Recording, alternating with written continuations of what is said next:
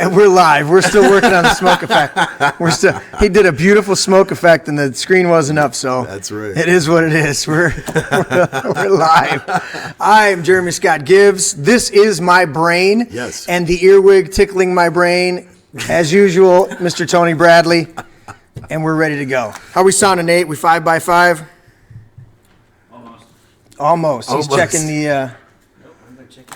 What are you checking? Oh, he's going to do an adjustment. There it is. Okay, I want to touch the microphones. Make sure we're good to go. Hands off. Don't do it. I ain't touching it. Because we can get loud. That's right. All right, there we go. And we got some people in chat. Yep. On both different channels. Yep. Sweet. So, disclaimer. Notice this place is politically incorrect. We say Merry Christmas, one nation under God. We salute our flag and give thanks to our troops. If this offends you, leave. There you go. And hey, brand new bottle. Gals join us. Say we cheers that, right? Yeah, absolutely. Let me put the lid back on and make sure that's lit up because we want DeSerrano to sponsor us at some point. That and Markham. Yeah, cheers, exactly. Brother. Cheers. That's so good. Man. By the way, thank you for an incredible dinner of beef tits and noodles tonight, because that was awesome. Absolutely. That will be one of the meals that I want to cook for this Food in the Spirit when Bill gets out and we start launching that show. Oh, yeah. We're going to do a Food in the Spirit. That's going to be pretty badass. Yeah, I talked to him a couple of days ago for about 15, 20 minutes, and man, it was so good to hear him and just converse like we used to do all the time. Yep. And he's like, hey, man, 63 days and a wake up. And I'm like, brother, you are home. I got a text from him. I got somebody on chat. I love it. Hey, Tim, good to hear from you, brother. He sent me a text before the show tonight, about an hour before. Nice. And said, podcast tonight. And I said, yes, sir, 8 p.m. We're going to tear it up. And I told him, I'd text him more later. And you guys will meet him. Yeah, that was a good point. That's right. You like that? You'll meet Bill. We had. Should I go to this one? Now you can do yours. You guys will meet him. You guys. So you guys are going to meet him and a lot of other people too. Up to this point, the episodes have been you and me. Yeah. Which is nothing wrong with that. Right. But we've got a ton of other people in our lives, and that's really what I wanted to focus on tonight. We talked about a couple different issues or a couple different topics that we wanted to get into. Absolutely. And there's some people that I want to get into some topics when there's some other people joining us. Yeah. And it just didn't work out tonight for a couple people to join us, and that's fine. And we still got some people out of state that are trying to get this way so we can go through and bring them on the show and talk about stuff. Absolutely. Yeah, I got my buddy Matt. Yep. I want him to come sit down with us because he's got a pretty incredible story. We've got, of course, James is going to join us. We tried to get him in here to do a pre-recorded one. We tried to get him in here to do tonight, but he had friends come in from out of town. Yeah. And so he just couldn't break free. You got it. I mean, your friends. Those guys were great, man. We got to meet them, eat dinner with them and stuff. Yeah, they enjoyed the beef tips, and so. But because we were going to do some stuff with James and some other people, I thought, what do I really want to talk about? And of course, I always bounce off the Lord. I'm like, Lord, what do I want to talk about? He's talking about family. Right. How important family and friends and those connections are. Oh, huge. And I mean, that's the thing is, you've got your blood family. And I think on one of the love series that we were talking about, Nate said it best. Just because, your blood, that makes you related, but loyalty makes you family. And there's many different incarnations of what family actually is. Absolutely. But, making that statement hit the nail right on the head, because you can have family that really isn't family. There's some Joe Schmo. Well, again, I think we talked about it in a couple of different episodes. We talked about where the phrase, they say blood is thicker than water. Right. And the phrase was always, I heard it and they're like, well, blood is thicker than water. We're blood relatives, so blood is thicker than water. And I go, then what's the water mean? What does it mean to have the water? What is that? And they would go, oh, well, and I go, dude, do you know what it actually means? It means blood is thicker than water. It means that a blood covenant where they would literally do a blood covenant, they would cut their hand. Yeah. Okay. And then they would shake on it. Right. And it would commingle the blood. That was the blood. And it was thicker than the water of the amniotic fluid that came out of the birth canal. Right. So it was saying that a blood covenant is thicker and more heavily weighted and more important than the birth canal that you came out of. Because you could be born into any type of family, right? Good, bad, ugly, whatever it is. Absolutely. But when you are born into, or when you connect with people and that covenant, that connection is real, that's a totally different story. And so that's huge. That's what we're talking about, is blood is thicker than water, the blood covenant that we have. And you and I have never cut blood, but we've had blood, sweat, and tears in the same hole, every in the day, same brother. blood. So, I mean, that's what it makes. A lot of stuff going on in chat. What do you got going on over there? The fact that, you've got the scar after you've made the blood covenant with each other to remind you, this is my literal blood brother. Yeah.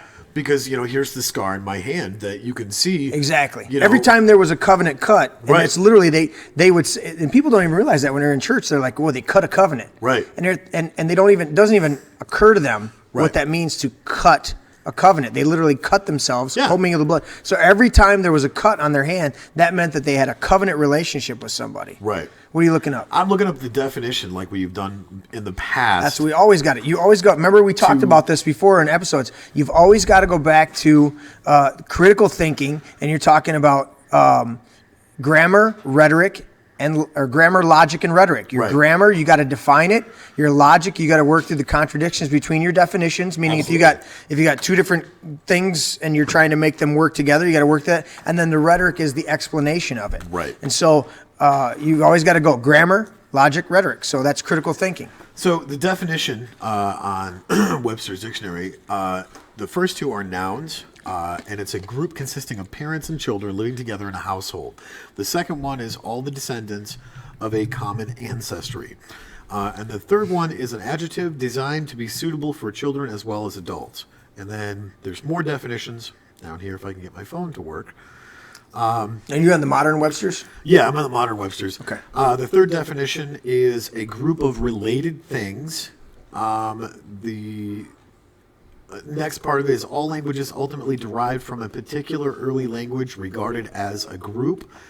And in mathematics, the definition is a group of curves or surfaces obtained by varying the value of a constant in the equation generated with them. And then, there's one of the definitions is phrases. In the family way, pregnant. Right. And then it's got the different origins, Latin, familias, and then the Middle East, or late Middle English, is family, which is where we get our version from. But that's interesting that, Latin is familia, because I immediately think of like the Italians and some of the Sicilians and whatnot, you're familia. Yeah. And that's how they greet each other. Absolutely. With a lot of those. That's the connections. Those etiquettes and those cultures. But absolutely. It's incredibly important. So that was Webster's Modern? Yeah, that was okay, this is Webster's 1828. And I want you to reread the first one again. Read the first one, and I'm going to contrast it with Webster's 1828. Go ahead. This is a group consisting of parents and children living together in a household. Okay, that's real similar. So this one's Webster's 1828. The collective body of persons who live in one house and under one head or manager. A household, including parents, children, servants, as the case may be, lodgers or boarders. So they included everybody. And here's the thing. The number 2 definition, those who descend from one common progenitor, a tribe or race, kindred lineage. Thus, the Israelites were a branch of the family of Abraham, and the descendants of Reuben and Manasseh, etc. Reuben, Jacob, and everybody, the 12 tribes, and who were called families. The whole human race are called the family of Adam, the human family. And then it goes on from there. But getting to the idea, it's not just the blood relatives. Right. It's the collective. It's the group that's together.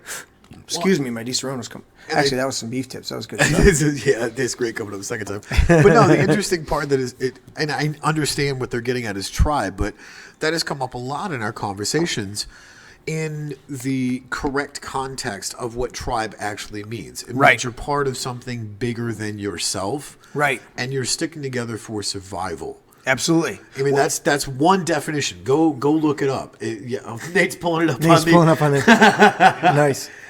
Yeah, pull up that definition real quick so they can actually see it, Nate. Well, hold on. I need to pull this screen back across it. Okay. Oh, so they were still seeing us. Yeah, they were still seeing us. Our monitor over here popped up that Nate was looking something up. It went to our monitor. So. Right. But yeah, I mean, it's always interesting when you establish the foundation. That Right. way, people go, well, that's not the definition that I learned. Well, Right. if you got to go back to the definitions. That's the things you always got to Right. go back to definitions. well, and how many different, I look at the 1823 Webster's Dictionary. Yeah. There was, 4 or 5 different long drawn out sections just for the definition of love. Absolutely. Intimacy, vulnerability, all those Yeah. things that we discussed. Oh yeah, tribe. read that one, Tony. It says a social division in traditional society consisting of families or communities linked by Light. what light? Oh, okay, by social, economic, religious, or blood ties with a common culture and dialect, typically having a recognized leader. Yeah. Did they get all that? Because you were turned away from your microphone a little bit. It's hard to read. I know. I'm behind. It was a little smaller. You can, Well, but yeah, it's always interesting. in the future, Right. the world. In the year 2000. So, but I want to focus on that word tribe too, because Nate pulled it up. But Yeah. you use that word quite frequently. Yeah. I don't use that word as frequently as you. Or let me say, I don't use it in common conversation except with you. Right. And the tribe, right? Right. But I'm part of that tribe. Exactly. And the interesting thing for me is you use that word appropriately. Yeah, And you've got a absolutely. tribe. But I've had that, and we talked about it a little bit on a couple other episodes, but I talk about tribe from the standpoint, or not talk about it, but I've been leery of the word tribe. Right. Because you get tribalism. Of course. Okay? If we go to a football game, you can have a football game, right? Local, high school, or a college, or majors, right? Yeah. I think Ben was here the other day doing some editing beforehand, and Nate was wearing a University of Michigan shirt, and he says, "I'd like to talk to you, but you're gonna have to take that shirt off," because Ben's obviously at MSU, and it was like, there was a little bit of tension. I go, Right. That's the type of tribal. Now they were joking around, having fun, but course. that's the tribalism that can become an impediment, because it's like, Right. well, what national team do you support? And you go, or it's racial, Right. Right. So it could be sports teams, it could be racial, Religion? it could be from the town, Oh, right? You're from a easy. certain town, so the town over there. I remember growing up as a kid, we lived in Millington, and so we hated Vassar and Frankenmuth because they were these, opposing towns that we needed, and I'm like, why do we not like these towns? Yeah, we're all playing- because we had, and it would go back to something that they did in football. In fact, I'm thinking of the story. You remember the story of the lady? Yeah. She would prepare the roast, and she would always cut the end off the roast, put it in the pan, and then put the other piece of the roast in there. Right. And they're like, why do you always, and finally one of the kids was like, why do you cut the end off the roast Right. and put it in the pan? And she's like, oh, well, I've always done that. Well, the fact of the matter is, Grandma, years before, Right. had too small of a pan to fit the full roast in there, so she had to cut the end off the roast because the damn thing wouldn't fit in the pan. So she cuts the end off the roast, and then Right. she puts it in the pan, and she always had this little butt piece of roast or whatever Right. it was. And then she's cooking it. And then that got passed down to her mom and then to her. course. And so she's literally doing this traditional thing. Yeah. And I think of all the times that people that I know and have been around that have done these traditions. Well, I'm from this city, so you're less Right. than me. And I go, Right. that's the type of tribalism that I want to avoid exactly. because it's toxic, because it's Of course. dangerous. It's like, listen, we talked about this in some other episodes too, that I'm Polish Czechoslovakian. Right. As well as some other stuff. Pretty much a mutt. Beautiful. One of the best looking mutts you've ever seen. It's the haircut. It is the haircut. But we need to do some. We talked about doing the genealogies. Oh, We'll do some absolutely. genealogies, and then we'll come back and give everybody a report on it. Maybe that'll be a whole episode. Dude. Anyways, so talking about that, we're looking at being a tribe or community, right? And how that works out, how that looks to people, and it's like, I want to be a tribe with everybody. Yeah.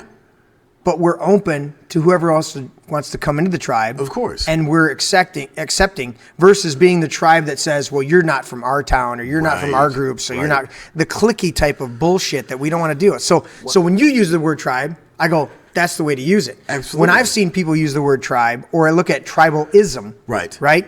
Well, you don't support, you don't support my sports team, so we can't be friends. And I go, okay. It's so frivolous when you look at that because there's some sort of initiation or probation period or something. I mean, I think, and no disrespect, I know a bunch of great friends of mine that are in motorcycle gangs, and they've done so much amazing stuff. They've done the ride for Toys for Tots, stuff like that, incredible stuff. But when you talk about the version of tribe that we do, it's all inclusive. Yeah. And it's a constant reminder of, look, you're a part of something bigger. You're not alone going through the shit show we call life some days. Yep. And you can lean on your tribe when you need to because of all of this stuff that we all deal with and no one's talking about it. So we're suffering in silence. Right. And that's what I think is incredible about family. Yeah. About community, about tribe, with all of those interconnecting, very similar definitions. Yeah. But establishing family, I mean, it's huge. Exactly. Both of us have very similar histories, and estranged fathers, if you will. Mm-hmm.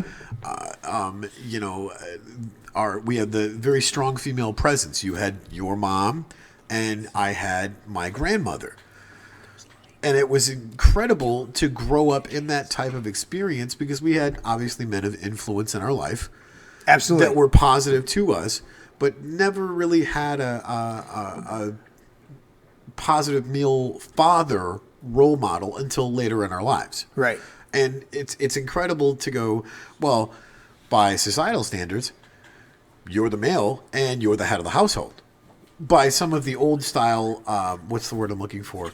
Some of the old style social constructs, if you will, or like the 1950s fathers knows best type thing, which that's great and all and fine and dandy for television, right? But it's not reality, right? Exactly. Yeah. So just because you're born with a male or female birthright doesn't necessarily mean you're right all the time.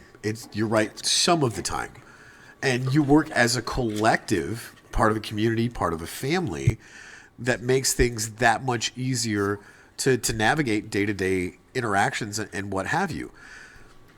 And I've always thought that's really interesting to, now that we're reestablishing the family definition. Yeah. To go, well, this is where you came from. Hey, that story is very similar to mine. Well, wow, this is where I came from. Oh, hey, that story is very similar to mine. In moving and then asking those questions of, hey, do you deal with this? Right. Well, yeah, I deal with that. Has anybody ever said that to you? No, just the first time somebody brought it up to me. And it's a lot of that, holy cow.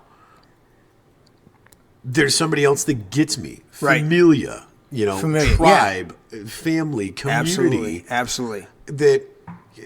Let's look at this from this standpoint. Family is about that connection. I like the definition from 1828, and they didn't alter it too much in the modern Webster. Right. But it's basically the people that are under one household, and we can take household and make it a general, a covering, not necessarily that everybody has to live in one household. Of course, you've lived with me. Yeah, it included servants. All kinds of of people that you meet along the way. I mean, the perfect example. I look at the interactions that we had at the Gully Road house. Yeah. How many 8,000 square foot house. We had 15 to 20 people at any given time living in there. Not including immediate family. No, that was including immediate family. Was it? Yeah. Okay. But I mean, they even at one point somebody said something and then it got goofy and they came in and said, "Well, don't you got kind of a cult going on here?" And I looked right at the lady and I was like, "Define cult." And she goes, and I was like, okay. I said, here's the definition of a cult. Right. Cult or occult, right. OCCULT. Yes. Or cult, CULT. Right. Occult means to hide right. or make obscure. Pull that definition up so I get it exactly right now, Nate.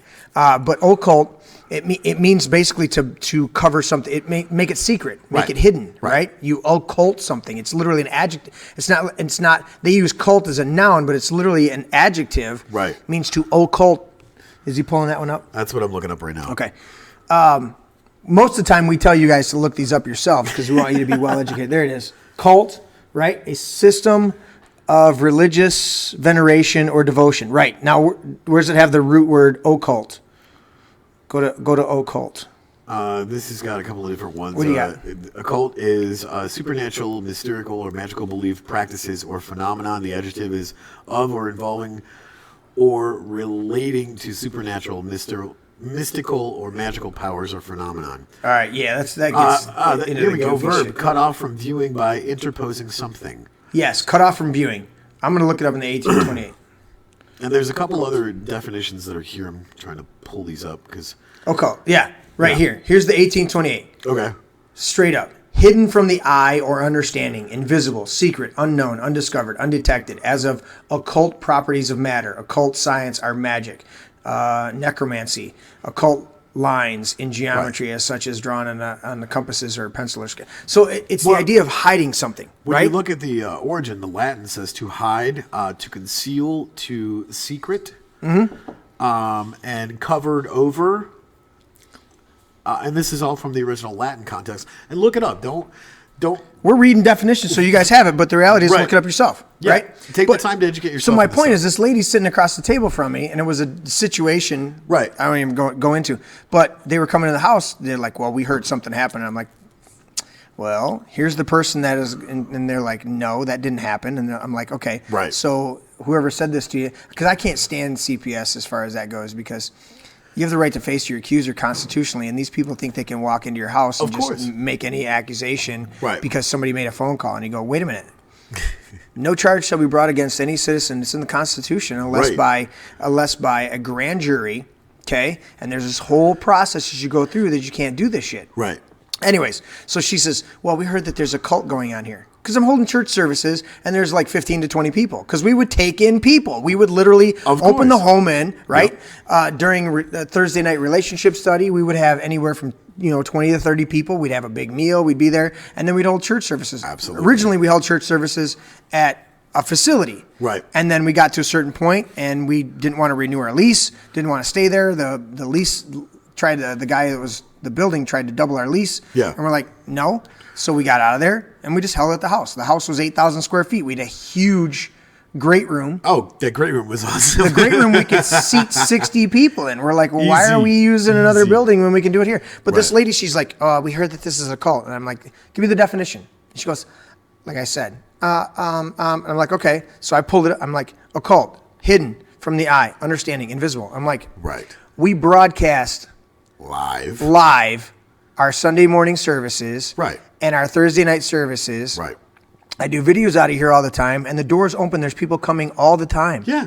I'm like, what part of that is occultic? What part of that is hidden? We do everything out front. I have we have Facebook, we have YouTube, we have all this stuff. Right. We're people are being invited on a regular basis to come and join us for church services. What part of that is hidden or unseen? And she was like, well, and I'm like, lady, you need to get out of my house. Bye-bye. See you later. But so again, that what we're talking about is the connections that we have with people, and what it really means Right. to be connected. It's not just family. Right. It's the people you connect with. We've been, Tim texted in here and he says, who is my mother and my brother? My brother, Christ. It's the connection that we have, being brothers and sisters in Christ. Right. That's what should mean the most to us at the end of Absolutely. the day, because that's our connection point. And in fact, Jesus said, if you don't forsake your mother and father and your brother and leave everybody Right. for me, Right. you're not worthy of me. And most people don't understand that. Right. He's saying, look, don't let your natural connections Right. interfere with the more important connections in your life. Right. It's not saying that you just walk away from everything. Of course. But it's saying if that becomes an impediment Yeah, to cut your it purpose. off. And how many people, you know this and I know this, how many people do we know of that said, you know what, I had to get away from my family. They're a successful person. They're telling their story years later, and they go, Right. one of the things I had to do was get away from my family because they were toxic or they were detrimental to my purpose and destiny, what I needed to do. I look at guys like Bart. It was so funny watching him and getting to know him as a person because, he had some issues. And it was so funny because after a couple of weeks of us being there for one of the summer stays that we were talking about, he got so protective with a vengeance with how if anybody else on the outside came in to this family, he would be the first person to tell them, this is my family. You're not just going to come in here and do what it is you're going to do. This is my family. This is my home. Right. And it's like, whoa, Bart, buddy, calm down. Yep. And it's like, no. This is my family. And, he protected that with a vengeance. I mean, he's done that with you. He's done that with Bill. Absolutely. He's done that with me. And I'm like, who's this cat? Right. He got violent, militant sometimes, like in his protection. Absolutely. Because, once we took him in. Yeah.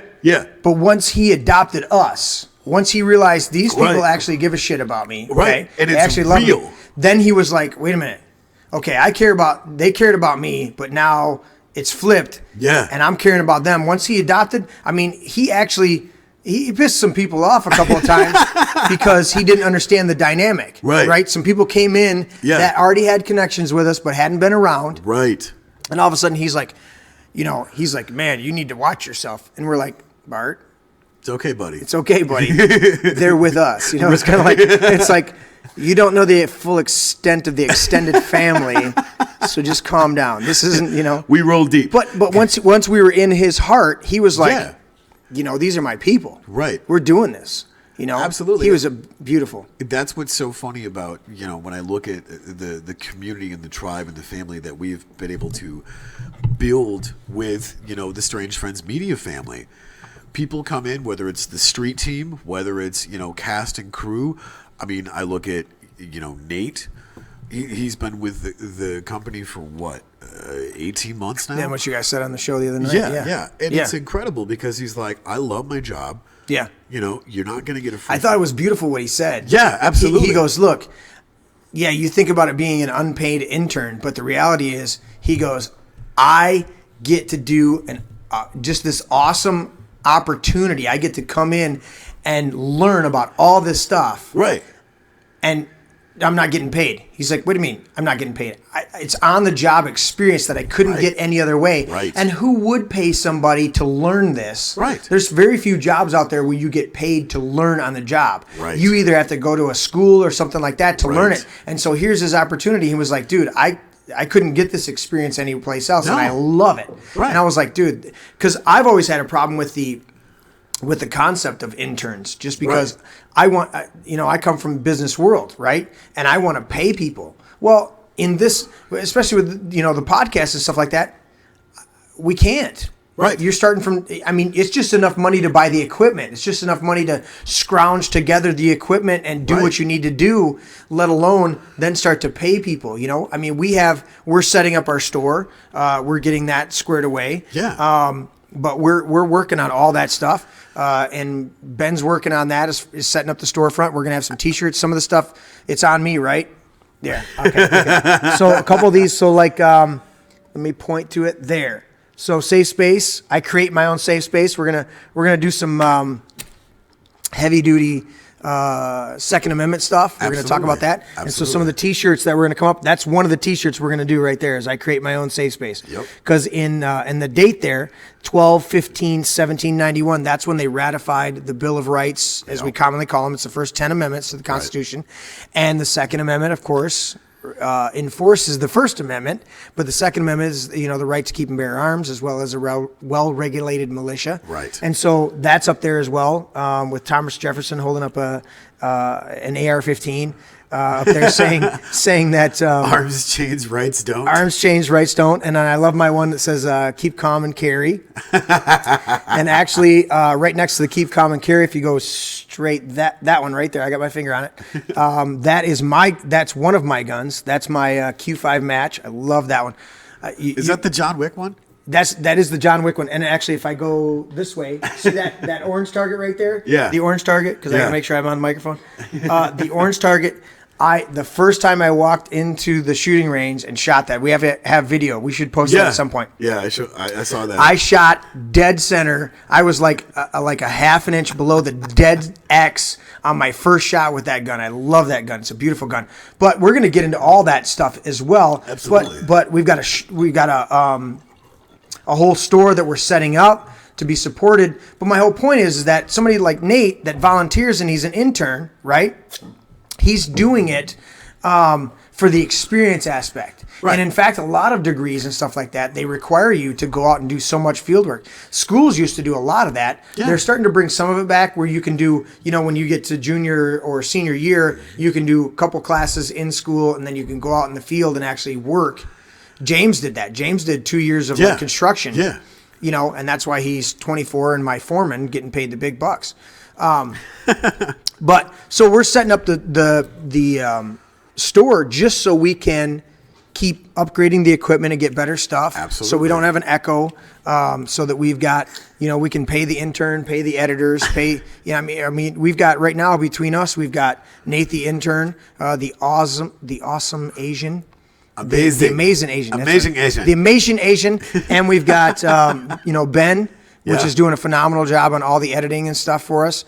And you'll see more of that because there's so much stuff in the pipeline that just needs to be, popped out. But it all comes back to the connection points. Yeah, absolutely. Well, and that's the thing is, one of the things that Nate brought up, he's like, look, you can't get paid for this. There is no such thing as a fucking paycheck here. And I'm quoting him verbatim. Right. He said, look, why would you want to get paid for this? You get to go to events. You get to go to festivals. You get to meet people that you would never have the opportunity to meet on some random happenstance day. Connect up with these people, networking with these people, and some of them are doing some of the same things that we are. Absolutely. Just in a different vein. And he's like, dude, I want to go do an internship at the radio station. Right. Because I've got, 18 months of this experience doing this, not for one show, right, but for 3 different shows of everything that we have going on. Yeah. With, Don't Make This Weird, Survivor Girl, he's the engineer on that show. Absolutely. He makes all of this stuff happen with the mics and the cameras and everything else. He does it on this show. Yep. We've also got Mitch's Fake Radio, but I mean, it's incredible. There he is. Speaking of the intern. Speaking of the intern, coming over and constantly monitoring and checking everything. I love it. But yeah, I mean, it's incredible to see that connection. Absolutely. Because when Nate came onto the scene, he was like, green as the day is long. And oh, yeah. But just had a desire to be involved and said, what do you got going? He was like, teach me. What do I got to do here? Yeah. And I'm like, all right, learn how to fold cables. And he's like, it's a shit job. I'm like, oh, you're right. It is the biggest shit job on the face of the planet. No one likes to do it. But once you learn that methodology, and I'm telling you, my personal studio has never been so spotless because I'm pretty, you know me. I'm pretty anal about my cables. It's like, and I'm so horrible with that. Untwisting the lines constantly, and I'm rolling them up, and the way that I tie them, so they don't. When you untie them, you don't have this twist and shit all going on. Yeah, Nate was doing it. Give that overhead shot, Nate, and do your thing. There it is. There's the overhead shot. Yeah. Because not only is cables, microphone cables and headphone cables and stuff, right? But when you're on a job site, you can destroy an extension cord because you don't untwist it. Good God! Right? Because the insulation on the outside and the wires on the inside twist up together, and then snap untwist, off. And then next thing you know, you got a broken extension line. That's a hazard. I mean, there's literally when I was taking my builder's class, they literally have to go through and tell us about that shit. Am I too hot still? Look at you, Nate. He wants to be in camera. He's just adjusting. Hey, I gave you a camera and a microphone. Say something. Put your microphone on and say something. My microphone hasn't even been hot this whole time, dude. I've just been sitting over here silent. I like it, but you were live. That's all I do back here is just sit back here and work the cameras and make sure you guys sound right. Yeah. If you guys don't sound right, we don't have a show. Exactly. But, see, and that's what I'm talking about. That's the amazing Asian. Amazing Asian. Yeah. So we got a couple more things in chat. Shelby chimed in and said, hi, guys. And then Candy just chimed in and said, love our Nate. Love the Nate. Absolutely. And I'm being asked how many shows we have planned. There's no limit on the shows. There's no limit. We're going to keep going. We're going to keep cranking them out. We recorded one last night, which was phenomenal. That was a great if you show. see, cut to Tony's shot, Nate. Yeah. No, no, cut to your shot. Yeah, cut to your shot. It's over there. It is. There. Okay, so over there, you can see it above the pool table on the wall. That's you can see just a glimpse. We're gonna have to do a shot so that he can go to. Yeah. But we have the 24 logical fallacies. Yes. And there's more than that, sometimes less than that, but right around that is a good number. And that's from one particular site. They do a really good job. I like the way they do it. Some of their examples can be a little lefty. Left a little, but that's fine. I just have to point that out to be annoying. But anyways. And to going back to the topic of family, this is your brain. Expound on that. What is your conceptualization or ideology of what family is to you? To me, family is pretty much along the same lines as what Webster's 28 says, and pretty much the modern Webster's. It's whoever's under your household, but I use that term broadly. Absolutely. And so there's a lot of people. I was listening to Joe Rogan the other day, and he's like, I call everybody brother. Right. Well, I don't call everybody brother. Right. There's some people that I call buddy. Right. But there's other people I'll text them. I'm like, hey, bro. Right. Other people I'm like, hey, buddy. And sometimes I'll just mix it up just to keep them on their toes, But either way, it takes a little bit for you to get into my circle. Absolutely. To be my brother or sister. Right. But once you're in, then you're in. Yeah. And it's going to take a lot for you to break that bond because we're all. I know. I've tested it. Yeah, he's tested. But we all have our idiosyncrasies and we all have our bents. We all have our issues. Right. And it's going to take you a little bit to really find that ebb and flow. Well, because I know what I've been forgiven of, and I know what I've been set free of by the Lord. And there's times when some people have done things, and I go, "What the hell? What a jerk!" Whatever it is. And he goes, and he reminds me instantly. He'll have a memory and show me doing something stupid, and I'll go, "Oh," and he'll go, "Maybe you ought to extend some grace and mercy because you're a dumbass too." And I go, my bad. Yeah, maybe I should. But so for me, family is what I've come down to is you've got your circle of friends. Those are the people that you see on a regular basis or they're around, right? Those are your friends.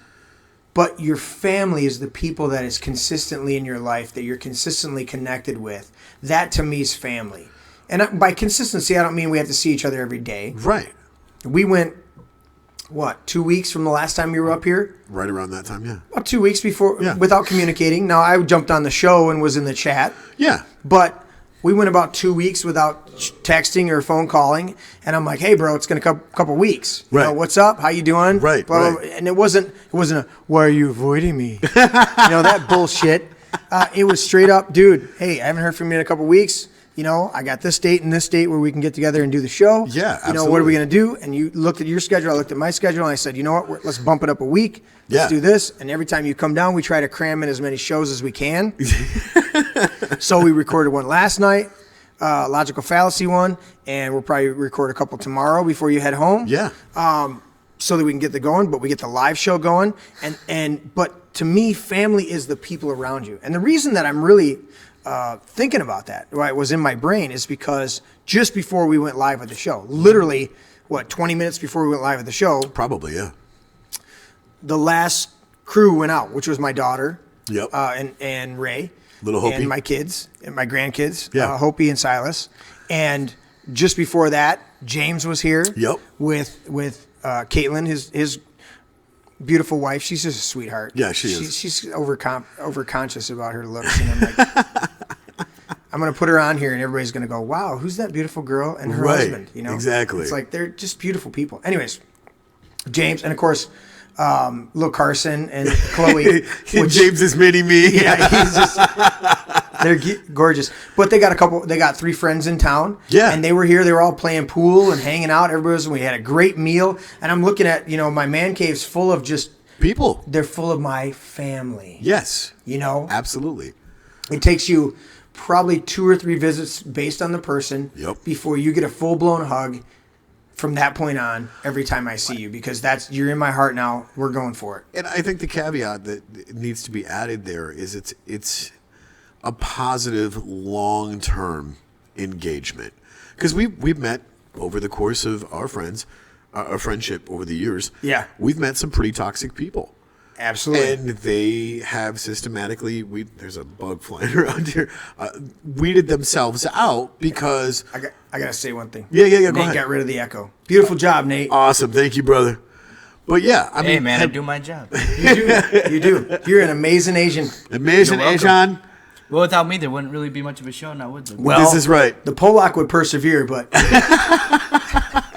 But You have a point. I mean, they weeded themselves out because they did not want to make the change. right.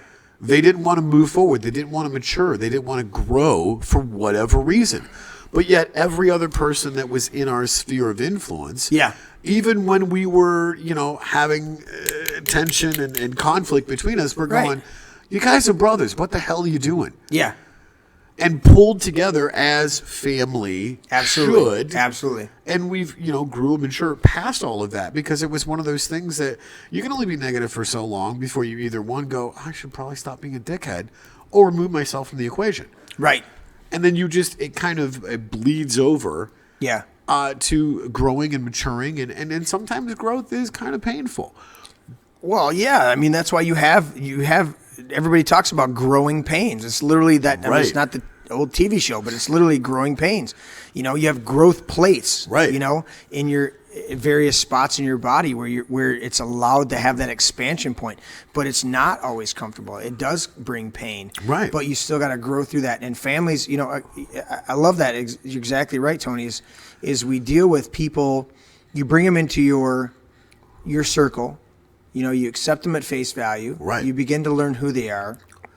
And then at a certain point, it's like, are you going to grow? Right. Are you going to mature? Are you, or are you going to be toxic? And that's one thing that I don't have a tolerance for in my circle. Absolutely. I don't have a tolerance for people that are toxic, and I don't have a tolerance for people that refuse to grow. Right.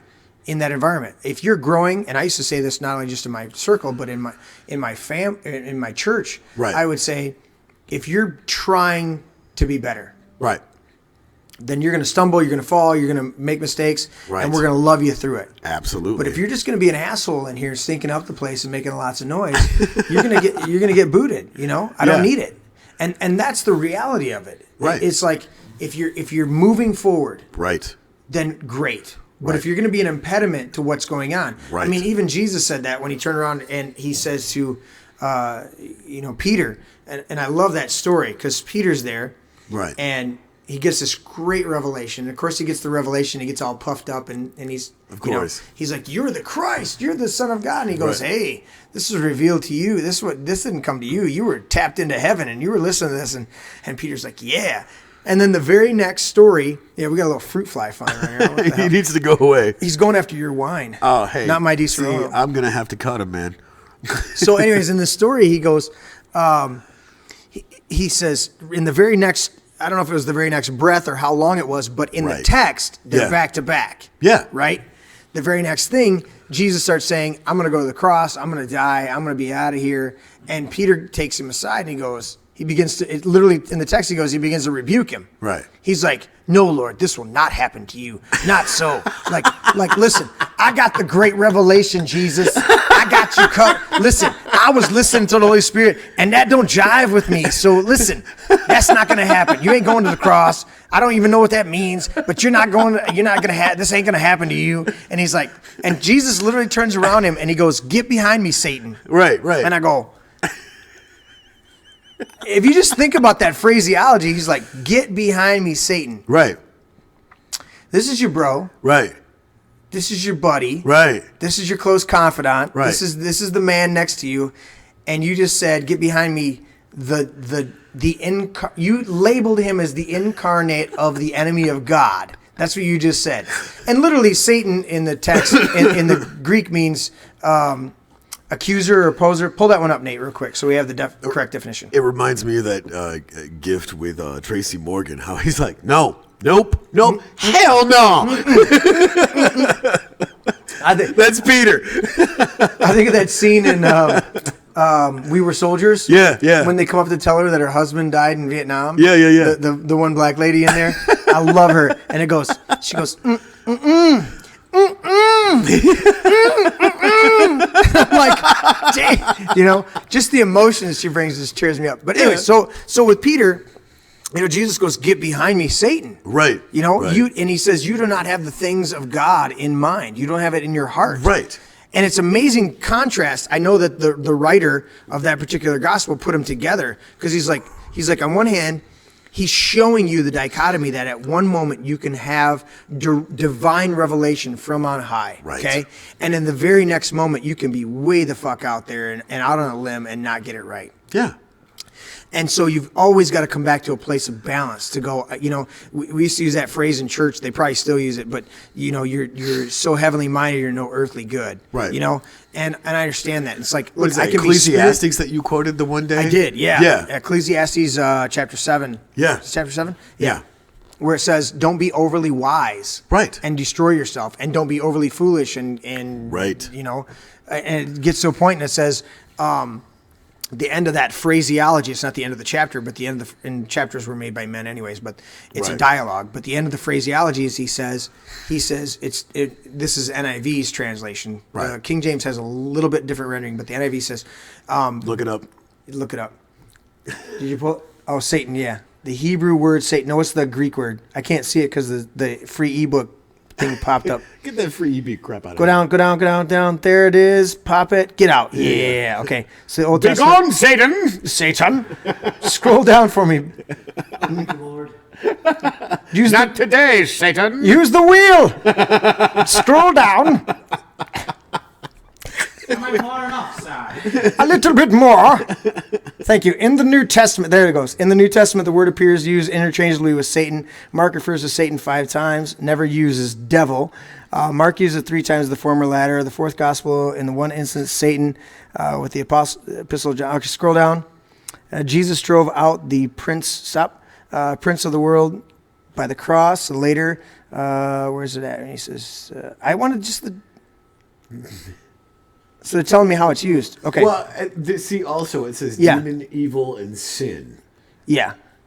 Well, those are parallels, but Right. Satan literally means it's like the accuser, not the accuser of brethren, but the adversary, and that's literally what Jesus was talking about. Was he was saying, "Get behind me, Satan, because you're opposing the things of God. Right. You're become adversarial to what the purpose and direction is here." And if you spell it wrong, it's Santa. It is. I've heard messages. I've heard sermons on that.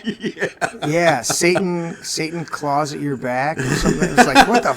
Satan What? Claus? I'm like, okay, yeah. There's a few things that. That's that, unsettling.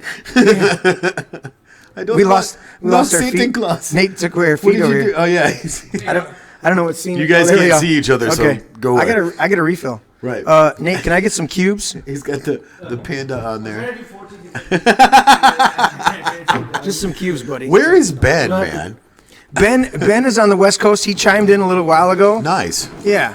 So shout out to Benny if he's still listening. Yeah, we had another. He says, "That's OSU, boss." Was that? What is OSU? I don't know. have What that, no idea. I don't know the I'll vernacular. Google it in a minute.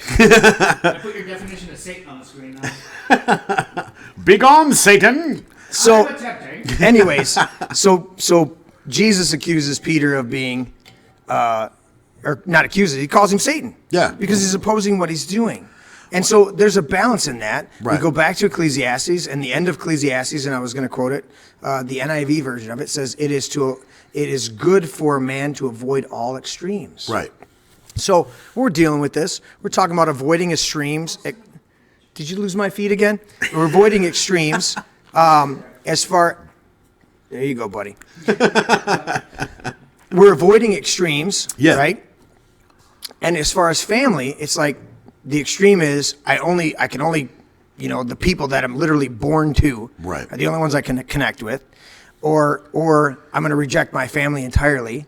And there's some pretty fucked up families out there, dude. I've dealt In with so many ways. I've had, you and I have had some conversations. Yeah. I'm closer to the crew around me Yeah. than I am to a lot of my biological family. That's not to say they were estranged, but at the same time, we're not close because a lot of times it's just proximity. And I've said that to people. Well, what's that? Familiarity breeds contempt. Yeah, it says in Proverbs, it says, seldom set foot in your neighbor's house or he'll grow tired of you. Yeah. And I mean, know? Ben Franklin had the same thing. A fish grows stinky after 3 days. Mm-hmm. You look at all of these adages and proverbs and stuff like Yeah. that. And I mean, I think it's hilarious because you had mentioned earlier that, I had resided with you for a season. Ben's in Howard City. What's up to Ben? But it was so, humbling at that point in time because it's exactly what I needed. And, we're brothers, man. Right. We love hard. We fight hard. We party hard. We work hard. Yeah. That's what you do. And that's that whole growing, maturing, so on and so forth. In fact, I want to go to chat really quick.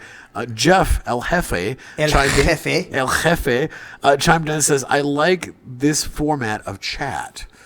So thanks, Jeff. Appreciate you bringing that on and chiming in. And if you got any questions or anything, or that's the only thing we lose when we do the recorded ones. But the recorded ones, I mean, Nate's over there screaming at us. He's like, "You're past 2 hours! What the hell?" And he's like falling off his chair, falling asleep. He's like, "Are you done yet?"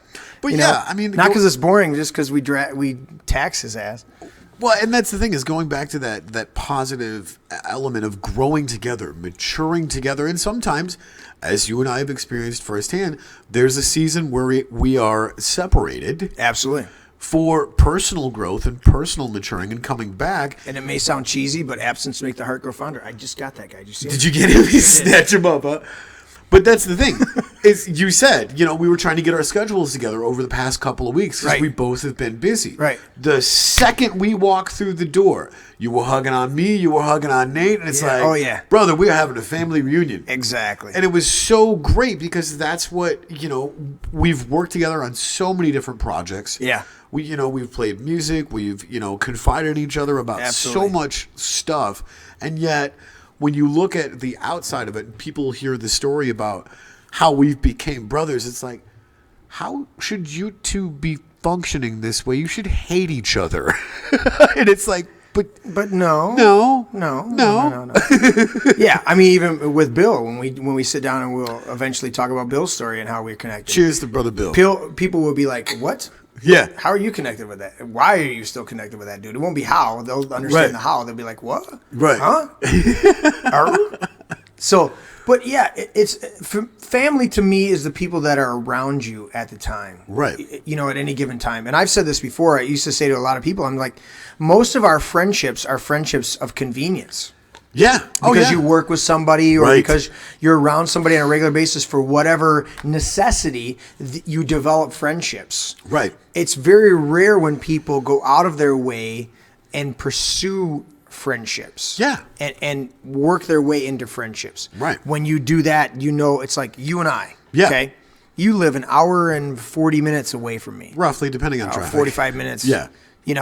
And yet we stay in contact. I've been on Don't Make This Weird. I've been on Survivor Girl. Yeah. So I have to drive that hour and 45 minutes up there. Right. And I think we had something heavy going. So we came up for, what episode was it when James and I came up for the show? I want to say that was the 100th episode. Was that the 100th episode? I think so, yeah. That was the celebration of the 100th episode. Yeah. And I said to Wojo, we had done something the week before. Yeah. Wasn't that 4th of July or something like that? Was the week before? That was 2 weeks before the 100th. That was the 4th of July. So Wojo and Chicago were like, fuck that. They're like, we love Tony and we love the crew up there. They're like, we got a full schedule this week of work and everything like that. And they're like, we just can't make that trip. Fuck Tony. No, they were just like, nah. You're getting cold for Christmas. You going? Woj. James and Jeremy and James, you going? And we're like, yeah, we're going. They're like, all right, you at least represent. Because they were like, yeah. But I mean, we got schedules, and you guys do your show on Thursday nights. Absolutely. So sometimes Friday is shot. Yeah. I come back and I'm like, show up at the job site, and I'm like, all right, boys, I need you to do this, this, and this, and I'll be in the truck for a minute. But see, that's the thing, is working together as a family, as brothers in arms. Mm-hmm. It's insane, because there was when we reconnected, good Lord, shortly after the Super Bowl party, wasn't it? It was a little bit before that. I came up. I started catching you on the podcast. Yeah, but I mean, coming down here and that was the real. Yeah, you came down. Were you part of the Super Bowl party? Yeah, we played. You played. Yeah. So you've played so much. I forget. Right. Super Bowl. You were here for St. Patty's Day. But that's the point I was getting at. 4th of July. We reconnected. I came down here for the Super Bowl party, which was in February sometime. Right. The next time we saw each other was St. Patty's Day. Right. And it was great because it was like, we really need to figure this out to where What's that? Hold on, let me. And Ben's working on those shows because we sat down right after St. Patty's Day and we recorded 3 full episodes of This Is My Brain before we even launched. So that tells you how long we've been gestating this. Oh yeah, how long that baby's been in the oven. Well, that's are you plugged in over there? I have no idea. I don't think so. Why are you almost dead? I'm dead. My phone just died, and I was like, grab the intern. Chris, there it is. Hold on, son of a bitch. Do your job, Nate. The French have a saying, and it's the English translation is "I miss you," but the French translation, and I'm horrible with this, and I'm probably going to butcher it. So butcher it away. Right. It says "Tu me manques." It means you're missing from me. Yeah, go ahead. Because you're fucking it up. Yeah, I'm totally fucking it up. Tu me manques. Manques, yes. Which fucked it up too. It sounded better, didn't it? Right, a little more rolling the R's there. But no, it's in the French translation. It means you are missing from me. Right. And that has been, since we've reconnected since the Super Bowl, and we're working on several different projects since then. Yeah. That's the overall vibe, because we've said it in so many words or less. Brother, when we're not together, you're missing from me. There's a piece of my family that is not present. Right. That is only fulfilled, and you're the whole to my whole. Right. When we come back together and we have a family reunion. Absolutely. Regardless of whatever it is we're doing, whether it's a project or, good Lord, over the summer, I called you up and I'm like, dude, my head space is not in the right space. I need to come get away. Right. And you're like, cool. Man cave's open. Right. Come hang, bro. And, it was one of those things that. Where are you at on the editing of those songs? Oh, good Lord, dude. It is. Those were killer songs. Yeah. You need to get that shit done. I'm working on it. And so, yeah, you came down for the weekend. Right. I brought your guitar and your amp and came down, and you were like, dude. And you were like sitting. So we're at the long bar. Everybody can see. Right. Give me a long bar shot. There you go. So this long thing. bar, I built this for the Super Bowl party. Easy, Tony. Look out. Here we go. Just throwing his shit around. Can't handle his liquor. No, I can't handle the microphone. I got the liquor. Didn't spill it this out. long bar all the way to the computer station where Nate. This is a 12-foot long bar. There you go. There you go. That's so the 12-foot long bar. Yeah. So it's a long bar, and we're sitting in stools, but it's designed primarily. The long bar is to stand next to you. Yeah. You've got your drink and everything like that, and if you can see give me the long bar shot. Can they see the screen in the back? Yeah. Give me the other one. Give me the table shot. Okay, so the screen above Tony there, that is a 17.5-foot widescreen. So we watch football and hockey and whatever we feel like watching. And we also, in fact, for the Labor Day show, we had PowerPoint presentations of the songs as we were doing them. As we were singing the songs, we had the words of the songs because some of all of our originals, people don't know the words. They love the songs. They were singing the choruses. But they were singing with us. It was phenomenal, dude. But and now I hit my microphone. See, now you're hitting yours, man. The connection points of us, coming together. Yeah. It was like, dude, it doesn't matter how long we've been apart. Right. We're coming together. We're connecting. We're getting this done. So we sat down and we recorded all those songs at St. Patty's Day. And then you came and you're like, dude, I need a break. And so you came for the whole weekend. Yeah. And you would walk up. The point of it was you would walk up. I'm over here sitting, just chilling. Yeah. Because I'm usually back here. Yeah. In the man cave. And you walked up to the man cave and you're just, you weren't even plugged in or anything. No. You're just strumming on your, did you even have an acoustic? Or you were just playing your electric? No, I got the guitar. I'll grab the guitar. Grab the guitar. Keep talking. Yeah. So Tony comes up to the bar and he just starts strumming these tunes. And I'm like, what's that? And I grab a pen and I just start writing shit down. I'm like, okay, all right, what's this? What this? And I was literally, I know some people freak out because they don't understand the idea, but they think it's new agey. But I literally was channeling your emotion at the time. You were dealing with some family, some heavy shit. And you literally walked up and you just start, there it is. Get a shot of that, Nate. Oh, here we go. So he comes in and he just walks up to the table and I'm sitting at the table just doing my thing. Yeah. It's not in tune. Not in tune. So he comes up and he starts playing, and I'm like, what is, I don't even ask anymore, what is that? No, you I just start writing. I just start writing, and then I double check with you in a minute or two. When you take a break, I go, you don't have words for that, right? And you usually go, no, bro, what do you got? Yeah, right. I go, all right, play that part again. And then I start singing. And I literally, the 3 or 4 songs that we wrote, you already had the music. Yeah. And I was like, okay, and I start writing lyrics and I'm singing it. Yeah. We recorded, what was the one? There was 2 of them we recorded, a lot of it. Got me, buddy? Well, there was Look at My Scars.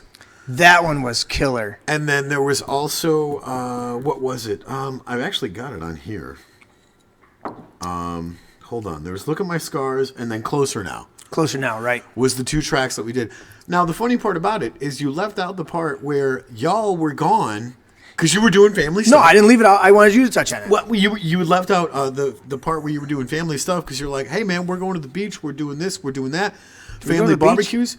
Oh, yeah, we did. Yeah. We went out to Greta's. Family. Yeah, mom's friend Greta. Family barbecues. The Right. Whole, so, and I'm like, nah, dude, I gotta stay here. I'm like, dude, come hang out with us. We're gonna cook out. We're gonna do this stuff. Yeah. And you're like, no, I need to be here and just work it out. Yeah, and I wrote 20 songs. I only got 2, 3 somewhat recorded. Right.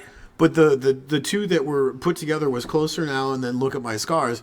And when you started writing that, and I was playing the song, or playing the music part of it, and you said you were channeling the stuff, and it was so surreal because when you finished the first verse and went into the chorus, and I went, that's exactly how I feel. well, at first I was like, dude, that's some pretty deep stuff. What's that about? And you're like, I'm channeling, picking up what you're putting down, and I'm like, that's exactly what I'm feeling.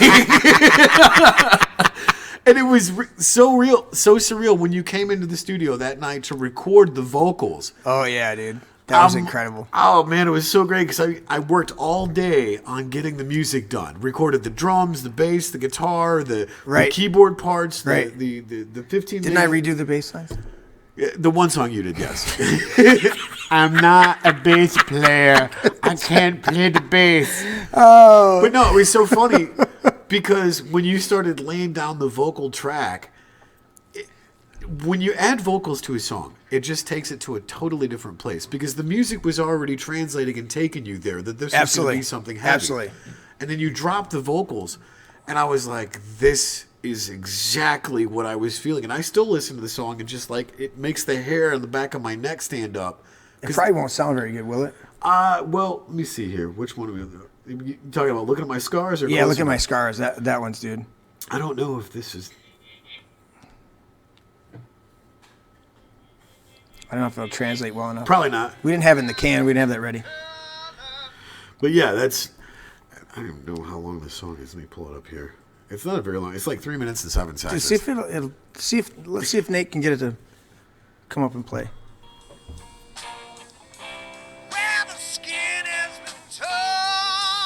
Probably not translating that well. Is it? I'm just gonna sit here and play the song for a minute.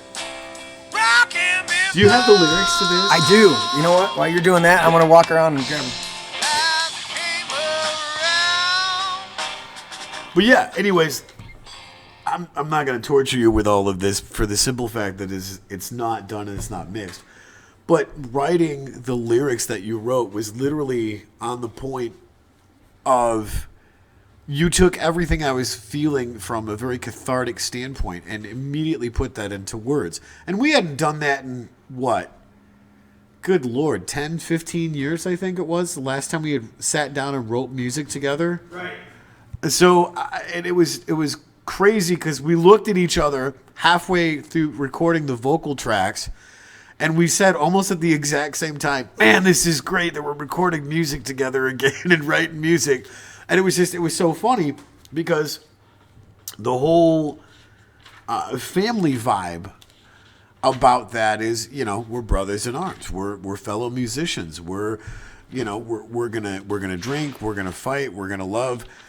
All of that together, good, bad, and ugly, because I wasn't in a good place at that point in time. Right. You were struggling with some heavy stuff that day. Right. And that whole week. Captured that lyrically. Read the lyrics that you wrote for this song. So it says. So the title of the song was "Look at My Scars." Look lighter in color, because when you look at a scar, they're lighter in color, right? Where the skin has been torn, because that's how you get a scar, right? Where they're knife or cut. Yep. So lighter in color, where the skin has been torn, evidence I've been bruised and broken before. Right. Life came around just to knock me down, but I'll rise again. Just look at my scars and you'll understand. Just under the skin, there's a little more pain, evidence I've been bruised and broken again. Life came around, but it can't keep me down too long. I'll rise again. Just look at my scars and you'll understand. And then the bridge goes, I can show you the scars where the stitches went in. I can tell you how long I laid there waiting for the healing to begin. Lighter in color, a little more pain. I'm getting stronger, but the scars remain. See, and that's exactly what I was feeling because of the heavy stuff that I was dealing Absolutely. with. A lot of it caused by family. Well, yeah. And, you know, it was crazy because I'm like, get out of my head. But it felt great. It was that cathartic release from not just a lyric standpoint, but from the music standpoint combined with the lyric standpoint. And it was so funny because when we were done recording that, you gave me the biggest freaking hug.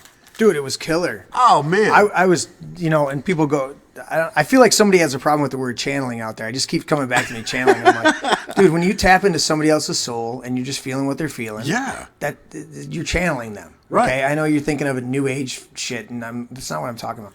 Anyway, so Heather just chimed in and said, hey, everyone. And then she said, hey, we need those fancy mics. I'll take a purple one. they only come in red. It's exclusive to just This Is My Brain. See Yeah, that? you can't take my right there. studio and, Right. and why is that one freaking out? Did you see that? don't know. Huh? I think it was Oh, it's the- because you put your hand in there, it's trying to focus on you. Stop that! It's got autofocus. What the fuck you doing? Oh, you're liking that, yeah? Oh no! All of a sudden, I'm brewery. You brewery. I'm brewery. So, anyways, my phone's back online. Let's see what's. Oh, there's Heather. She chimed in on mine too. Oh, nice. Oh yeah, she says we need those. Yeah. Wait, am I in the same now as you? I don't know. Which I'm one are you on? Yeah, I am on the press. I'm on Okay. the same one as you. I need to exit out of that one and go to the. Yeah, I'm on the Don't Make This Weird. I got to go to the HFTC because that's a totally different channel. Yep. Dude. But This, yeah, is what we do, a live production. Of course, because we're trained There we go. professionals. We got our HFTC. shit together. Right? But it's great. there we go. With the family aspect, and you know, like you said, it takes a season to become close knit, and to understand. I mean, and I think you taught a relationship study Absolutely. on the fruit that we bear. Yeah. And you hit a lot of that on there of, you know, how do you size people up? Well, look at the fruit that they're producing. Yeah, absolutely. Jesus said you'll know them by their fruit. You want Right. to know somebody, you'll know them by their fruit. Right. You know, and we're dealing with a situation business-wise where I'm connected with somebody for about 3 years, and all of a sudden we get into this business venture, and all of a sudden we're like, what the hell, dude? He just went stupid. You know, the money hit the account, and he just, you know, Right. it's a whole bunch of shit I can't get into because we're literally in legal. Heather said, yes, I can. And she said, I'm there in spirit. Nice. But we literally, and what I realized was, you know somebody by their fruit. Sometimes the fruit takes a long time from spring Right. to where it starts to emerge. But once the fruit comes out, Yeah. and once you see the fruit, then you go, okay, I see the fruit you're bearing, and this is not cool. You Right. know? And so, yeah, you'll know them by their fruit, and you've got to work at, you've got to take the time to be in connection with people so that you can get to a point where you see the fruit of people, and then assess from that. You know, Jesus said, warn a divisive person once, warn him a second time, and then have nothing to do with him. Right. And Paul talked about that as well. You know, maybe I'm quoting Paul, but Jesus said, you know, you go to your brother once, and then Right. and then a second time, and if he won't listen, you put him out of the church. So there's that process that you have to go through. Yeah. But again, we're talking about being connected family-wise. Absolutely. What does it mean to be family? You know, and I absolutely love my kids, but I get after my children as well. because they'll be away for a week or two, and I haven't talked to Al, or I haven't talked to Nicole. Vince works for me, so I see him pretty much all the time. Right. And Tim was pointing out, he's like, is somebody back there gaming? I'll host a gaming show with Nate. And I'm like, he's like, is somebody back there in the back gaming? Nate's and I'm like, not yeah, Nate. Vince is over there gaming. He's probably not, he hasn't even heard a single thing we've said on the show because he's got the headphones on. What's he doing? Oh, he's standing. Is he standing up? Oh, he's switching controllers. He's not paying attention. One controller died. Now he's switching. Because if they're gaming, I don't mind if they're in the background gaming, but I make them. I'm like, you got to put the headphones on because I don't want to hear bang, bang, shoot, shoot behind me while we're doing our podcast. We were in the man cave. I mean, there's a lot of activity goes on here. Well, and that's what was so funny is you said to me when we reconnected back up after, I think it was, 18 months, almost 2 years of doing the podcast. And we had sat down and we had chit-chatted and what. You're like, I love the fruit you're bearing with this show. Absolutely. And I went, wow, that means a lot to me coming from a brother. Right. Because you saw how hard we were working. You saw all the things that we were doing. You saw the stresses, the good, bad, and the uglies. Mm-hmm. And you went, I am proud of you because you're and pushing. I didn't say it in a condescending way. Right. I'm proud of you. I was like, dude, I'm proud of you. Man. Right. You're fucking tearing it up. Tear it up.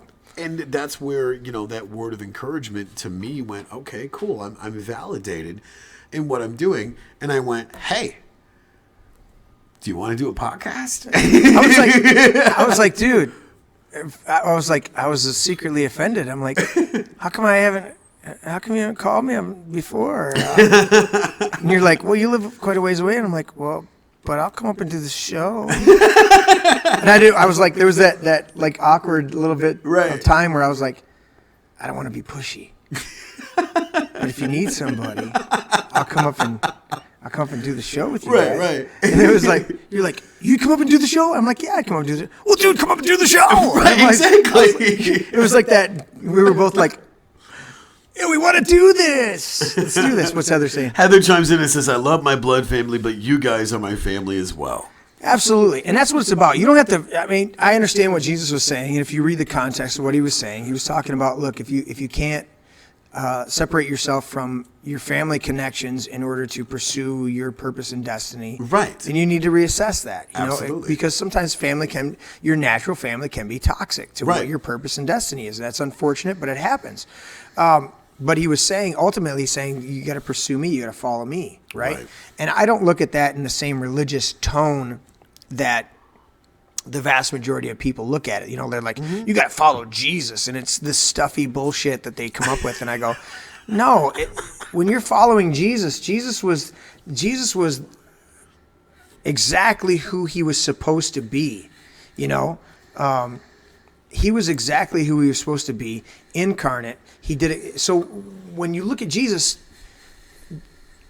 I'm going to encourage you not to look at the religious iconicon, the religious icon that you think you're looking at, and look at the person and go, this was a dude who knew exactly who he was, right, and operated in that. He's not some old dude with a glorious beard sitting in the sky throne. Well, that would be the Father. But I mean, yeah, exactly right. But when they're looking at Jesus, they're going, I got to be this religious person. I go, I've been in some deep times of prayer. Right. And I've literally go, Lord, what, how was it when you were hanging with his disciples? And he took me this picture, literally, and I don't give a shit whether you believe it or not. I saw this myself. Right. He's literally sitting around a table and somebody farts and they all laugh and they're having a good time, and they're all, and I was like, I'm like, you guys did that? And he's like, do you guys do that? And I go, well, every once in a while. I mean, we try to be polite now and then, but I'm like, killed Nate all weekend. Yeah, you killed Nate all weekend. And I'm literally, and I go, Jesus, you literally like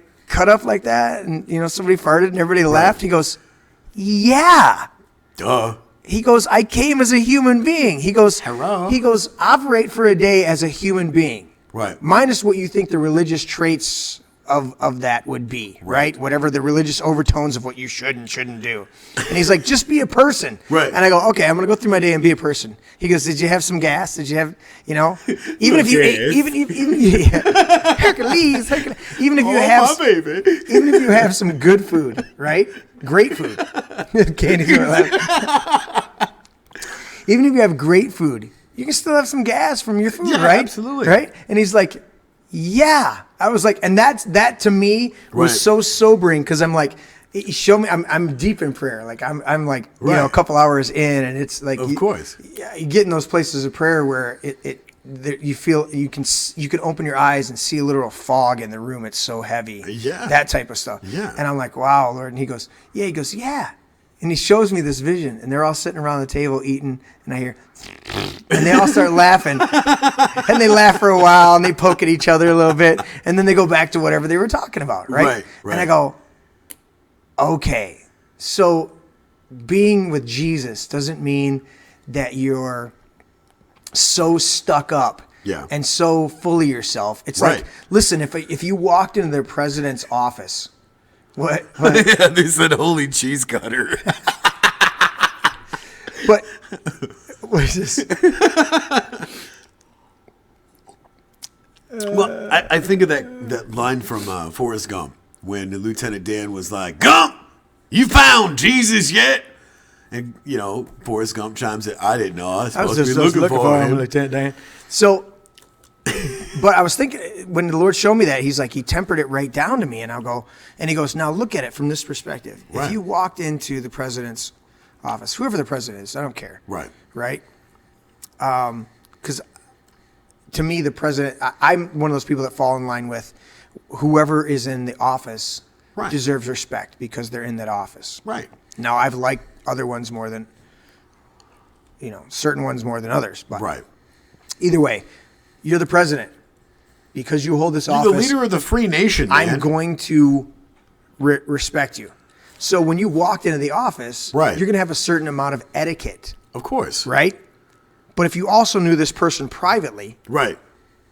then the etiquette gets a little bit tempered. Right. Right. And when the door closes and you go, hey, it's just us. Seriously? Did you just soy yourself? I just farted in the Oval Office. Maybe. But again, Right. we're being silly about it. But the point is that the closer you are with people, and I got to get into that. I might have to write it down so we stay on topic on that one. Yeah. Dude, I grew up in church where the pastors were taught that you don't get close to the people. And he How literally, could you not? Dude, they literally said this, and I'm like, logically, it doesn't even make any sense. They would say, sheep don't get close, the shepherds don't get close to the sheep, and I'm like, what? Literally, when you're a sheep herder, you sleep with the sheep, okay? You grab one sheep for your pillow, and you grab a couple to keep you warm over here. Right. And you put one on top of you to keep you warm because they're all woolly and everything Exactly. like that. And then, but you've already created a hedge of protection to put them in. So Right. they're all there and they're being protected around you. Right. And I'm like, dude, shepherds smell like sheep. There's all sorts of stuff. And I go, I'm hearing this from the pastors. And they're like, well, we don't want to get too familiar, because then we'll lose respect. And I'm like, you're telling me that familiarity is how you maintain respect? Or, distance is how you maintain respect? Right. I'm like, That's not how any of that works. do we have complete respect between us? Absolutely. Yet we know each other? Right. You farted on Nate earlier? Right in his ear. It was disgusting. You're just wrong. I prayed for you. I'm like, Lord, help Tony. Because that's not nice. Dear 8 pound, 6 ounce baby Jesus lying there in your golden diapers. Using your speaking spell. But I'm going to pray to the baby Jesus because that's the one I identify with, I'm okay? picturing Jesus as a bum. And I walk up and I was going to punch him in the face. And I was like, oh, wait a minute. That's Jesus. And I stopped myself. That's a little Ricky Bobby humor. That's right. There doing that. But no, that's exactly the point that you're expounding on is you're human, you're real, you're fallible, and you're gonna fall. As family, true legitimate family, you help each other up and you keep moving forward. Absolutely. And it's not necessarily blood. It's someone that you have gone through the trenches and fought side by side, mentally, emotionally, physically, spiritually, to where Right. that whole iron sharpens iron adage. Absolutely. And that's my point with Jesus when he's Right. there. I'm dealing with when I'm younger, I'm going to church and I'm committed there and I'm wanting to get close to the pastors. And it used to annoy my first wife. She'd be like, what the heck? Can we just leave? Because I would get in the line to go up and at least just hug pastor after service. And I'm like, I need my hug. And I would go up and get my hug, right? You know, and say, thank you, pastor. It was a good message or whatever. And she didn't, it was a thing that I had to work through as well to understand that I needed that connection. And I'm hearing it from those particular pastors. It's like, well, shepherds don't get close. You know, we can't get too close to the sheep ridiculous. Because then there's too much familiarity. And I'm like, listen, if people don't respect you because they're close, James, my superintendent, respects me all day long. Right. Works for me. We come back here. We hang out after work in the man cave. Right. His wife and kids were here. All of them were here. His buddies were here. We're all hanging out just before the show. Right. Okay. Utmost respect for me as his boss, but we're also friends as well. You can do both. And there's this concept somewhere, I don't know how it got all fucked up, but there's this concept that you can't be friends and yet still command respect in the field. Listen, I want to be, if we're going into battle, I want to know you as my brother, my friend, and then when we're in battle, I say, Tony, hit that flank, run over there, do that thing, do this thing. And so it's like, you've got my back and I've got yours. Absolutely. Without and question. just because there's a chain of command, doesn't mean that we can't honor the chain of command as well as have some. I think of I love one of my favorite films, Saving Private Ryan, and he does it. They do it in there when they're all walking with each other, right? And of course, Tom Hanks is, they're like, and they're all joking around with each other. They're all having a good time, you know. And Tom Hanks is a little bit aloof because he's the captain, but he has that mystique. It's not just because he's trying to stay distant from his guys. You know, the one scene when they're sitting in the church and he's like, you know how many men I've killed. Right.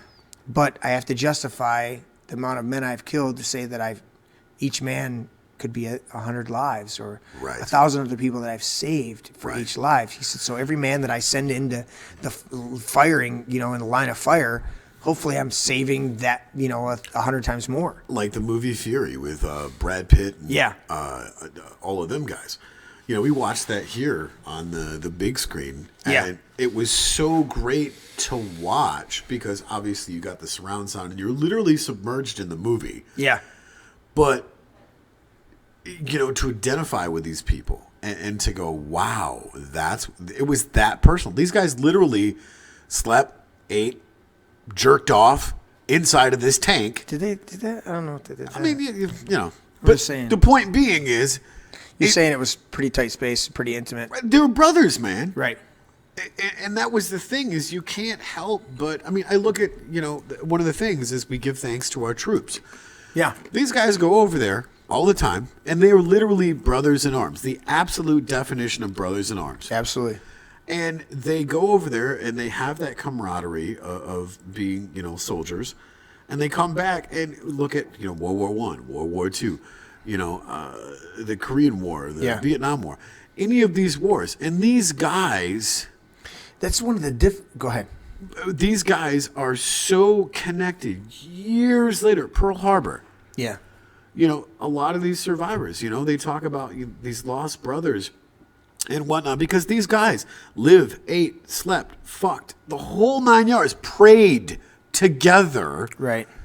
And they weren't family, but they were brothers in arms. And that's one of the things we've talked about in another episode, other episodes about the Christmas treaty, the Christmas.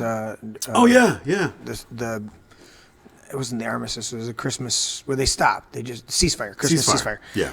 But the amazing thing about that's one of the things that they're trying to do now is remove the humanity from our armed forces so that they're just robotic and they go out and kill whoever the people behind the glass want them to kill. And the problem with that is when you remove the humanity of the kill factor, you also remove the humanity of the camaraderie. Well, didn't you bring up the what was it, the statistic of these guys are military trained sharpshooters? Yeah. You give them a target, they're putting a bullet through it. Absolutely. Dead center. Dead center. Every single time. Yeah, 1,000 yards, fucking nailing it down. Right. Yeah. Yet, if they're shooting another target, the reason why they miss is because they're shooting another human. It's not. Yeah. It's not a target. The accuracy in the field of battle versus the accuracy in training and targets. Right. There's a clear. It's like Night and day. They're 80 to 90% target on every time. Right. And then in the field, it drops precipitously. I mean, it drops way off. You have to look up the statistics, but what it is they have humanity. Right. They have humanity. Right. When you get another human being in your sights versus a paper target, right. you have to have a conscience. You have to have a pause. You have to think about that. And if you don't, you shouldn't be the one pulling that fucking trigger because you've lost your humanity in that. Well, and that's the thing is I look at a lot of the family stuff. I mean, for me to change gears a little bit to kind of give a little more credence to what we're talked about as being brothers. Yeah. You know, my family, my dad, my mother, all said, hey, kid, sorry you're not a priority. This is my family. The safety net that I knew as the world. Right. That was supposed to be good, right, pure, innocent, and all those things that you're supposed to know as a family growing up. Yeah. Said, sorry, kid, you're not a priority. So what became my family was my friends, my bandmates. Absolutely. My grandmother, who, yes, was biologically my family. But, you know, I hated her because it was that disconnect of, oh, you're the old fuddy-duddy generation. Right. You know, what could you possibly know?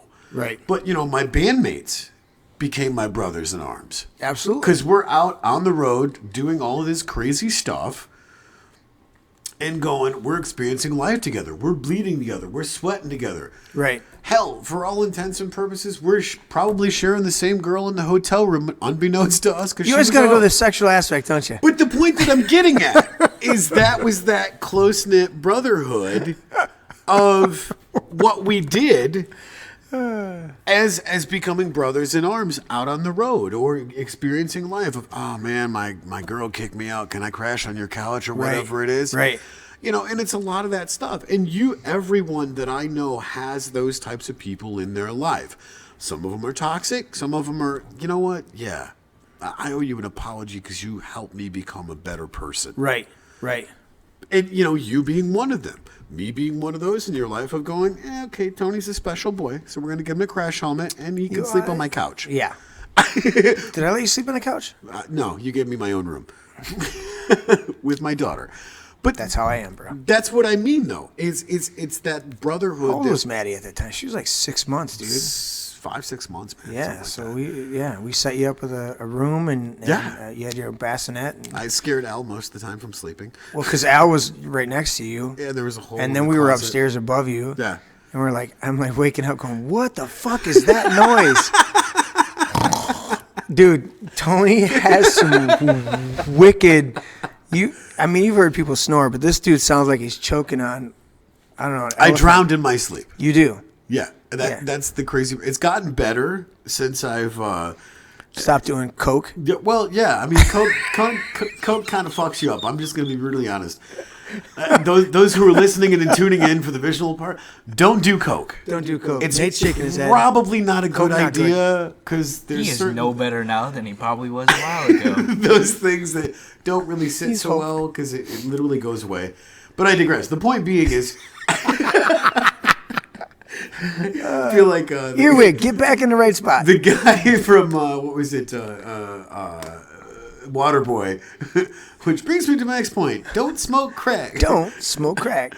But yeah, I mean, it was one of those things that because of the situation and circumstances that we were working through together. Yeah. You know, it helped me grow. It helped you grow because not only were you one of my mentors at the time, and I didn't even realize it. Right. That's how crazy it was for me. Like, really? What? That's what you're gonna? Okay. Yeah. But yeah, I mean, we worked together, arm in arm. Even when I was like, "Don't touch me," and you're like, "I'm gonna touch it."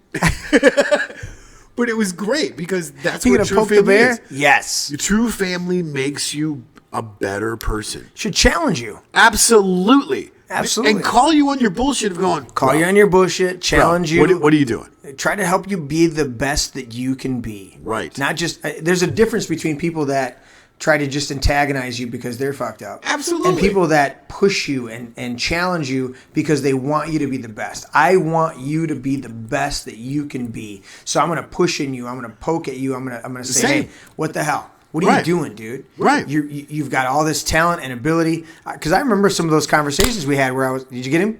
I think so. Well, I don't know. His fruit flies came in and little shits.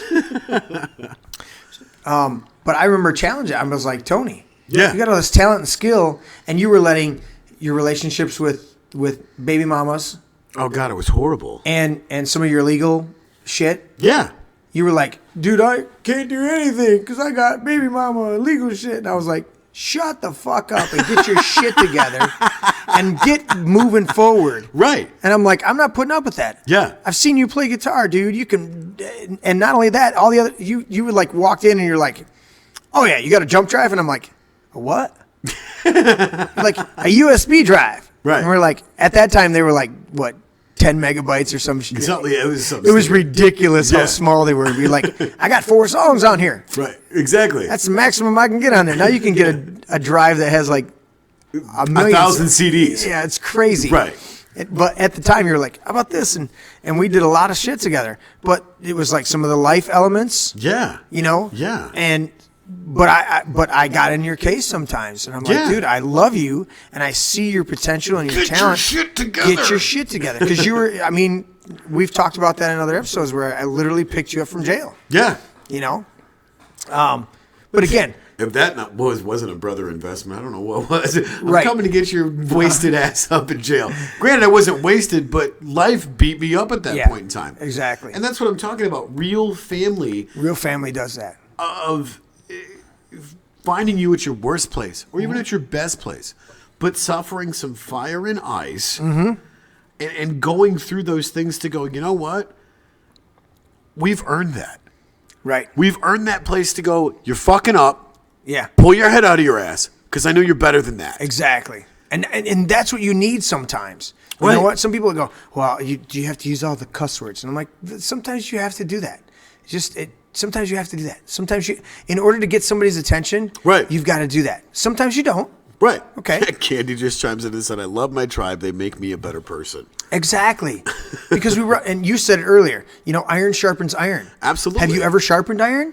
Have you ever done that? It is so difficult. Behind, give a shot of Tony. No, give a shot. Get a Tony shot. Okay. Right over there.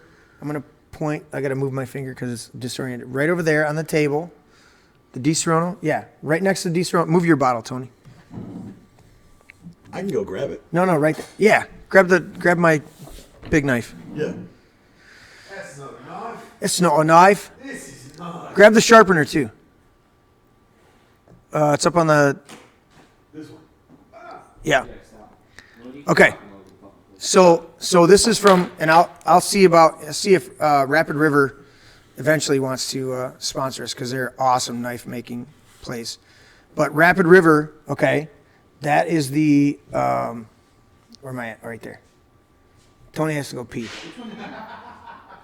I'll go to mine. Okay, so Rapid River, that's their knife sharpening, and this is a knife that I got from Ducks Unlimited. I'm a member of Ducks Unlimited. I go to a bunch of the banquets, and we do the Ducks banquets. They help preserve the wetlands and do a lot of stuff like that. There's actually an emblem right in the end of this. This is literally it's a cast of a real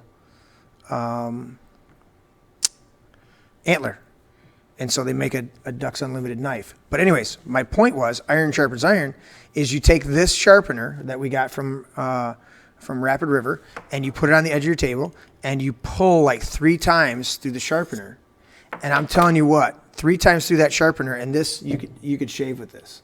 We literally, once we sharpen it, we do the test on our arms, and we take off hair on there. But that's when we talk about iron sharpens iron. And my whole point was, when iron sharpens iron, the way that they tell you to do this is you hold it on the edge of the table. Okay? You hold it like that on the edge of the table, right? And you do this sharpening. You'll probably pick this up and it'll hurt everybody's ear. Did that come through, Nate? Here we go. That's not bad. Okay, so it came through a little bit. But what you don't realize is there's literally shavings. There's literally Metal shavings. micro shavings of metal that are on the table from me sharpening sharpening this knife. And so when you talk about iron sharpens iron, most people don't understand I'm literally taking off small little layers of you from iron, from sharpening it. To sharpen to a point. And look at that. Look at that. I love that. Is that coming through? Gorgeous. That Damascus, look at all those folds. Yeah. That is a... Hold it up to mine. Oh, go to a shot of me, Nate, and hold it up to the camera there. Yeah, hold it up to there. Where are you holding it at, Nate? Oh, Nate's going to do it over there. Yeah. There you Do it go. on the other side. Shit, I got confused. Yeah. Oh, there goes the You're table breaking shot. stuff. I like your stuff a little bit. Just a tiny bit. Oh, we're not going to get a table shot now. Oh, we're not getting a table shot anymore. But yeah, Just fried the table it's shot. taking Yeah. the jagged edges off, and you look at carbon. That's the reason why you can sharpen a knife, because it's such tempered, heated Yeah. carbon elements in the iron You got it? that is going to here, pull that up on the screen. Now look at that. All right, so see how those folds Isn't are? that That's not gorgeous? coloring, but that's literally the amount of times that they fold Yeah. that steel over onto itself, and they add carbon, which Tony was just saying, they add carbon each time. Yeah. They fold it, and it strengthens the metal and makes the steel stronger, and just turns it into this gorgeous, not only a gorgeous piece of art, but a strong. Well, isn't that antler too? Yeah. Well, Yeah. I think it's a casting. I don't think it's actually antler. I think it's a casting of antler. Okay. So I think they took an actual. I mean, it looks like a full-blown antler the way that the Yeah, it does. material is. I'd love to believe it was an actual antler, but the holes in here make me wonder. It could be. I've never dealt with an Well, antler. it's very porous when you cut it open and do something. Yeah, like that, yeah. Because if you look at an antler, and I mean that. Yeah, Almost I feels mean, like it feels like an antler, Right. But you know what they can do with epoxies and resins nowadays. But it looks like an antler, dude. When we were up at Rapid River. Yeah. It's in the Upper Peninsula of Michigan. They take crazy stuff. Like they take ferns, Yeah. fern fronds, Yeah. and they'll lay them in the epoxy, Yep. and then let it harden, and then they'll cut it. Yep. And what you end up on the hilt of the knife is this gorgeous, bisect of the fern frond. Yeah. Inside like a blue green or purple Yep. epoxy, and they make that the handle of these gorgeous knives that they hand forge up there. Yeah. It's absolutely gorgeous. Al's got one of them. The knives. I when we were up there, Nate, you were with us. Nate and me and Vince went up fishing, and we came back through Rapid River, through the Rapid River knife place, and Right. and they had just some gorgeous stuff. But that's what I'm saying about the iron sharpens iron is you think that iron just sharpens iron and it's no big deal, but you're literally losing stuff. What are you doing, Nate? You putting those back? Putting them back over where they belong. Absolutely. But yeah, that's the thing about it is you take off those microscopic edges in making the other person as best as they can possibly be. Yeah. You know, I look at just you and mine brotherhood and friendship that we've cultivated over the years, and we've knocked off the sharp edges of each other to where this refined piece of art and human being, Absolutely. to where, you know, the music thing, the friendship thing. Dude, I can come to you and you can come to me about anything, and we can confide in each other. Yeah. And go, dude, I'm struggling. Or, hey, man, I'm having a great day. I want to, Right. share. There's times, dude, when I feel it. I'll feel Yeah. it in my heart and my spirit, and I'll go, I'll pop you a text, or I'll give you a phone call, and I'll be like, hey, Same Tony. way. I go, Tony, how you doing, buddy? Yeah. You know? Yeah. And in fact, I think that weekend, Yeah. I was like, dude, what's up? What Yeah. you doing? And you're like, I'm struggling, bro. I'm like, well, where you at? Right. Well, I'm on my way back from this and that. And I goes, you want to just, you know, and you're like, can I come just to the barn? I'm like, absolutely, dude. Yeah. Yeah. You know, it was perfect. And so when you have those connections, and that's what it's about. And the funny thing, and I've said this story a number of times, and I like to tell it because it's very true and poetic, but everybody needs connection. Everybody needs relationship. Yeah. And your connection levels may be less because of the hurts and wounds, or because you're just not an outgoing person. That's fine. Right. But we all need connections. And I've said it this way, you know, the old lady with 15 cats, 20 cats, right? Yeah. She gives the cats personalities. Of course. She talks to the cats. Right. She lets the cats talk to her, and will speak in third person for the cats, you know. Of course. And she'll be like, how you doing, little Whiskers? And she'll go, oh, Whiskers, yeah. And just do all that. And we think crazy old cat lady, right? But the reality is what she's doing is demonstrating the necessity, the God-given, embodied relational aspect that we all have and can't escape. You have to have people in your life or you go insane. Tom Hanks, the movie Castaway, is the Wilson! He had to form some type of relationship to keep his sanity on an isolated island all by himself. Now, we know it's a movie, but there are plenty of historical accounts of people doing that. Well, when you bring it a little closer to reality for some people, there's a lot of people that are introverts and have lots of awkward social anxieties. Yet when you get other people that have those awkward social anxieties and are introverts, in a room full of people that are doing the same thing, and they're like, I don't want people. They don't want people together. And it's funny watching that, where it's like, I'm not going to people, but you're not people. You're one of the people that I'm connected with. And when you have a room full of people that don't want to peopling, it's interesting because it's like, wait a minute, you said you weren't a people person. You don't want to go out and do all this weird, awkward social stuff of etiquette and so on and so forth. And it gives you anxiety to where you have to move. Right. And yet you're peopling with other people that don't want to people. And you're interacting in a healthy manner and you're engaging. And coming from a person that has anxiety and deals with that on a day-to-day basis, there's just some times that when you're around your tribe or your family or whatever, and they go, I don't understand it, but I'm still here. Right. And it's an incredible thing of going, it's too people-y out today. Cool. Then come here and don't peopling. Right. Well, just like when you came here for the weekend, you're like, dude, I just need you were craving the interaction with me. James was around as well. I think Vince was hanging around. Absolutely. And so you wanted the interaction, you wanted the connection. We wrote some music. It was just at a certain point there was just you and I a couple different times. Yeah. And we were connected and we were writing music, but at the same time you're like, when we wanted to go to we had 2 different days. Yeah. Saturday and then Sunday. Right. So Saturday during the day, I'm like, dude, we're going to go do this, and I want you, not only are you more than welcome, are you coming with it? Did we go to the water park that day? No, it wasn't that day. It was the beach, and then there was some sort of family barbecue. The beach was Sunday. Right. Anyways, Sunday or Saturday we had something. Sunday we had something, and you were totally included in it. And you said, "I'm just going to hang back and hang by myself." So you needed the interaction, right? But at the same time, you wanted the isolation, right, for a moment to get in your own headspace.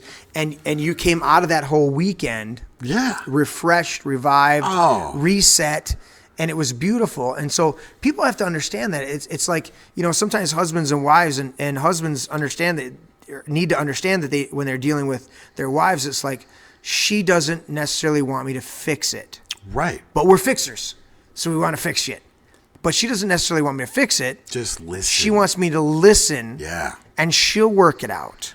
Because that's the way God has ordained women to be, is to be a sounding board and to be able to orate and be able to communicate. Right. So sometimes she just wants to vent and have you listen, and it's in the same mechanism. Because the true mechanism of husband and his wife is he makes the decisions. She's the chief. She's the consigliere. She's the chief sounding board. So he's like, I'm going to make. If you don't understand that, look that definition up. Yeah. She's like, he says, I need to make a decision for the family. Right. What do you see that I'm not seeing, honey, so that I'm making the best decision? Because we're equal here. Because we're working together, but yeah. It's literally president and vice president working together. President is going to execute the vast majority of the day-to-day decisions. Right. The president's going to come in and execute the final decisions. Right. And so when you look up that dynamic, you begin to understand what's going on. It's like, I need your input. I need your insight. Right. When they say women's intuition, it's literally what they're talking about is you have an intuition that I don't have. You're seeing, listen, if I'm making the decisions, I'm not always seeing the full picture. So I need your input to see the full picture. Because if the onus is on me to make the decisions, I may not catch all the nuances. If the onus isn't on you to make all the decisions, you have a clear vision to see all of the nuances that I may be missing. And that's the key. So again, and it's crucial because when you look at, even from a scriptural standpoint, it says, Wives, submit yourself to your husbands. Most people stop at that because they think it's all this father knows best. You know, They get all caught up in that. They don't understand women the are dynamic. subservient and all that BS. They don't understand the partnership dynamic. In a partnership, you have to have a senior and a junior partner. Doesn't mean that either one are less. Right. It means that you fulfill a role. Okay. But when you look at the continuation of that scripture, Yeah. is husbands love. Love your wives as Christ loved the church and gave himself for her. But look So you're loving to the point of sacrifice. right.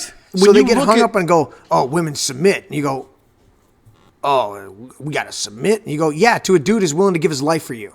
What, and that's the point. That's how the many dynamic. how many people in the family context, in the family dynamic, husband and wife, brother to brother, Right. will literally bleed for that other person to go, I got you. Right.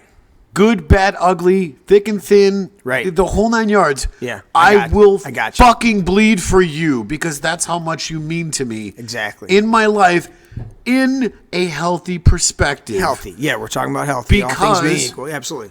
We're in the trenches and we're fighting together. And that's Yeah. a lot of people make that connection with the husband and wife dynamic for the family aspect because they're the patriarch and matriarchal aspects of what family is. But when you look at a lot of that stuff and go, well, wait a minute. The mom's doing this, dad's doing this, or whatever it is, and it's completely out of context because mom's not submitting to dad. Right. And dad's off, going to the titty bar and blowing off whatever. You always go to that sexual aspect, don't you? But that's the thing is, how many times have you heard that, though? Yeah, absolutely. What's that old country tune? Papa was a trucker and Mama loved man, or some goofy thing like that. That's the thing. That's everyday interaction. Right. I don't know any person that doesn't go through and have some sort of that aspect about them to where it causes a strain on the family relationship. Absolutely. And, yes, there's those elements, but good God, don't be proud enough to not work through those things and go, hey, you're fucking up. Pull your head out of your ass. Right. I'm going to love you through this. Yeah, get your shit straight. Period. Right. Unconditionally. Yeah. You mean something to me. You matter something to me. Let's work together on this so we can be better together as opposed to, well, I'm not submitting to that. I'm not loving that. Right. You don't know how bad they hurt me. Okay, cool. Well, if you need to take a break for a season, take a break for a season. Take a break for a season. Right. If you need to push in harder and let that, those little particles and stuff Yeah. Get flake scraped off. Exactly. Then do that. To where you are a finite edge, to where you are a precision tool Yeah. to be able to reach Yeah. even more people at the place where you were reached out to. Right. That's that connection point. Absolutely. One of these days I'll share, because I'm a little bit into knives. I'm not into knives as much as my sons are, but they're a knife. That's not a knife. I'm into knives. Primarily, my influence is because of my sons, Right. and their influence in that. Al has made knives, and Vince is endeavored in that. Al wants to make. Yeah, he's made some knives, dude. Really? Yeah, yeah. Oh, dude, I love that. In fact, my pocket knife that I carry. In fact, when we were up there at Rapid River, Yeah. I got those that sharpener I showed you guys. Yeah. That's Vince's sharpener. Okay. I bought those for them because I literally I'll go. Now he keeps it here at the man cave, but I'll literally hand him my knife, my pocket knife or whatever, and I'll go, "Here's my knife." Right. I don't want to sharpen this thing. You sharpen this thing. You know what you're doing. Make it happen, Captain. Make it happen. Yeah. Right? Back when butchers were much more of a staple in the community. Absolutely. You had a relationship with your butcher because you everybody You wanted your meat cut a certain way. well, not just cut a certain way, but it was much more agrarian. The community was much more geared towards farming. Absolutely. And so, you had the mining communities and you had the logging communities, and they came back to the farming community to get their meat, and they would.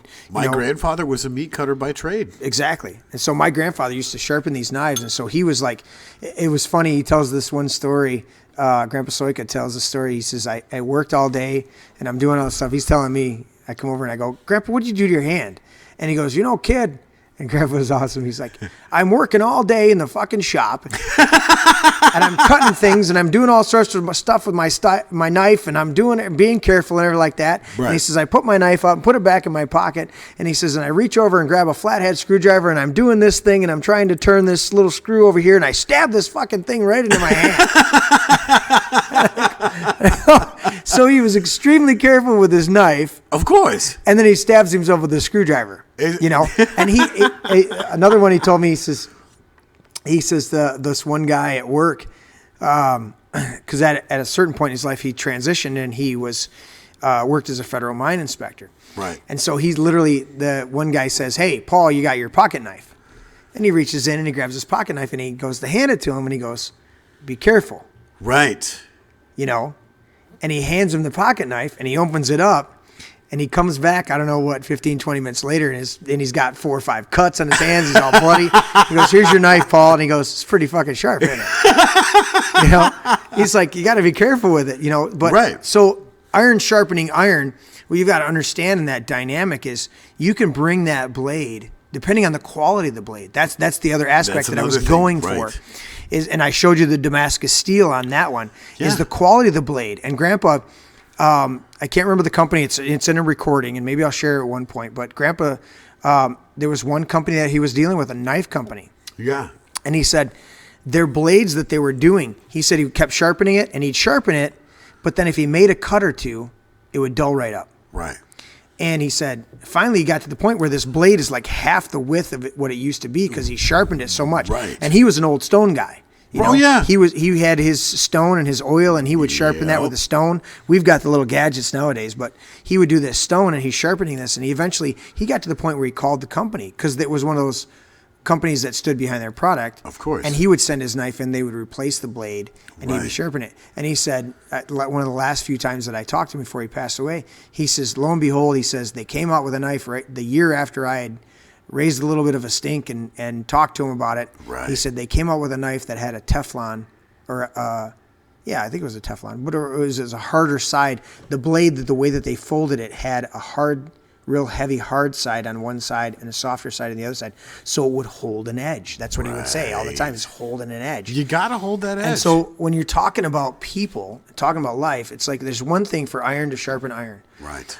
I think our relationship is that we can come together every couple weeks, a month, or do phone calls and stuff like that. Right. And we can help each other hold an edge Absolutely. for a length of time. And then we need to get together and sharpen each other. Not that not for lack of trying. Right. I mean, if you live next door, fuck, dude, it's off the hook. But the fact is you don't live there. So it's like we have the relationship, the divine connection to be able to sharpen each other. Right. In such a way that we hold an edge. Right. Until we see each other again. Right. And what that says to me is the quality of the steel, the quality of the iron. Absolutely. That we've been made. And that makes a huge difference in the dynamic that we have. And not from a conceited standpoint, but the fact is that, when we've gone through and held that edge and been able to be polished and sharpened in other areas of our life and come back and share that with each other going, dude, look how fine this edge is now. Right. And we're going, yes, we're celebrating together. We're celebrating collectively to going, dude, that's a pretty sweet edge. Right. How can I do that? How can Right. I work towards that? And it's incredible to watch because the more that we engage with that of I'm doing this or I'm having this success or I had this failure, but this led me to this answer and so on and so forth. Yeah. And it's always been incredible with that exchange of you and I of not being conceited and narcissistic, but it's always been that element of that's great. I'm going to celebrate with you. And Right. we're going to converse to go, well, I discovered this. Yeah. I'm going to share this with you. Absolutely. I discovered this. I'm going to share this with you. Right. And it's always those, we'll revisit it later down the road or whatever. Or maybe at that point in time that we bring that piece of information to each other and go, well, I want to explore that because I've never, explored that type of thing in my life. Right. I've heard about it. I've done some of the research, but I don't know enough about it. Right. Let's, help me navigate some of this stuff together to go, well, what is podcast? Yeah. I asked you that question. I was like, Tony, I've done a ton of live streams. Right, I've done a lot of church stuff. right. We put it on YouTube. I've done a bunch of videos that I've then edited and put up, and I did all of the stuff myself. In fact, those that have gone on HFTC, you see a whole archive of stuff on there, and I go, Yeah. and I still look at you videos. and I go, what the hell's a podcast? Because it's a different animal. Right. So technically, we're doing a podcast right now, even though to me it's just live streaming. But yeah. Well, it's an engagement with our audience, and that's the thing is I think podcasting is a very wide yet somewhat narrow median of communication because, Right. like the Joe Rogan podcast. Yeah. He brings on all these famous people and literally just has a conversation with Absolutely. them. Just like we're doing Beautiful here. conversations, yeah. Very similar I just, camera angles what one's and the ones whatnot. you just watched? I just watched Ron White, which he's a bit of a trip, but I learned a lot about Ron White and his church background. And Absolutely. and then I watched the one I really enjoyed. I enjoyed Ron White, but Did you watch the Elon Musk one? I haven't still. You seriously have to watch that. It's incredible. I know. The one that I enjoyed even more than that was Ted Nugent, like from last year, 2018. That was great. Great. I love And- the one with James Hetfield when he's talking about bees. He's like, wait a minute. You're a fucking heavy metal guy. What are you doing With bees. with bees? He's Yeah. like, they're vile little bastards. Yeah. I had to get rid of a hive because my wife was constantly being tortured because the queen was aggressive.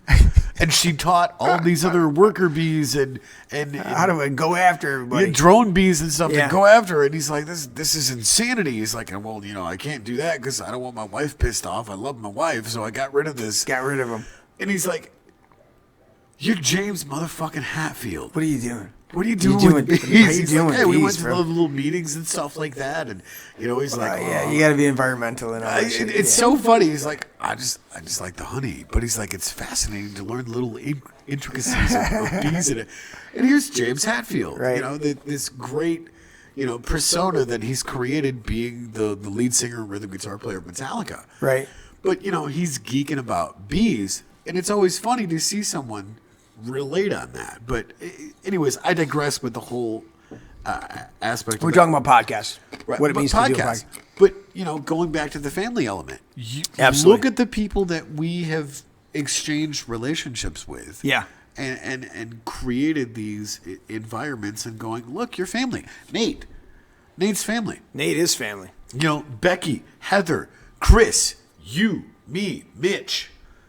All of these people that we have worked with in very close quarters and confined spaces, good, bad, and ugly. Yep. I mean, there's times that I walk into pre-production with Mitch, and I'm just like, Mitch, What are we doing? I'm not feeling it, buddy. Yeah, you were talking about that. Let's phone it in. And he's like, No. I've got stuff I got to do, man. We're gonna push through this. We're going to push through this. Yep. And it's so funny because every time we finish pre-production, we did a 60-second commercial that Yep. took us, I don't know, probably an hour and a half to finalize with the background music and the segue of having a Dude, conversation. you can put so much time into editing. It's crazy. It is so insane. And Yeah. we got done after that hour and a half or hour and 45 minutes of doing pre-production. He was like, I am very satisfied with this. We're done. And we're done. Right. Walk away. And I'm going, let me listen back to it one more time. Yeah. You're like, let me check. And I listened to it and I went, wow, for an hour and a half of work, for a 60-second commercial. Oh, dude, the amount of money that they've spent for a 3-second, 4-second clip in a movie. Holy shit, man. I mean, yeah. We'll get into more of that stuff. Tim wanted to ask, Robert Mondavi Bourbon Barrel, Cabernet Sauvignon. Really? Have you ever tried that? No, I have I not. wrote it down. He said he was asking if you had checked that out. So we're gonna see about. We're going to check that out. We're gonna check that Tim out. was his name? Tim. You remember Tim? A few years back, he was connected. I've Anyways, met so many people. Anyways, Anyways. thanks, Tim, for the suggestion. I will yeah, we're definitely gonna check try that that out, one man. out. I Robert appreciate that. Mondavi Bourbon Barrel aged Cabernet Sauvignon. So we're gonna check that. Sounds one out. like it's a whiskey barrel. Yeah. That's got an interesting. That would be an interesting aspect. Yeah. So, but we're talking about family connection. It's very, very vitally important. Cherish the relationships that you have in your life. Cherish the people that are around you. And cultivate new ones. Cultivate new ones. Yeah. And work on we always talk about working on yourself. Work on yourself in such a way that you are a blessing and an asset to those around you. And if you're in a place where you just need to get close to those people that in your life that help you, absolutely, then that's what you got to do. Wherever you're at, your station, your place in life, maximize it. And Tony's going to finish off that whole bottle right there. I think it's the 2-hour mark where I finished. It is the 2-hour mark. This is the second bottle. We're gonna, and I didn't bother refill. I've had to use. Well, that's not okay. Come on. Well, I got to pee. We're abusing responsibly. But this has been my brain. Yes, Mr. Tony Bradley, the #1 earwig. Hashtag earwig. Pound sign. The #1 earwig in my brain. Yeah. And it's been a pleasure for all of you that have joined us and those of you that will tune in later.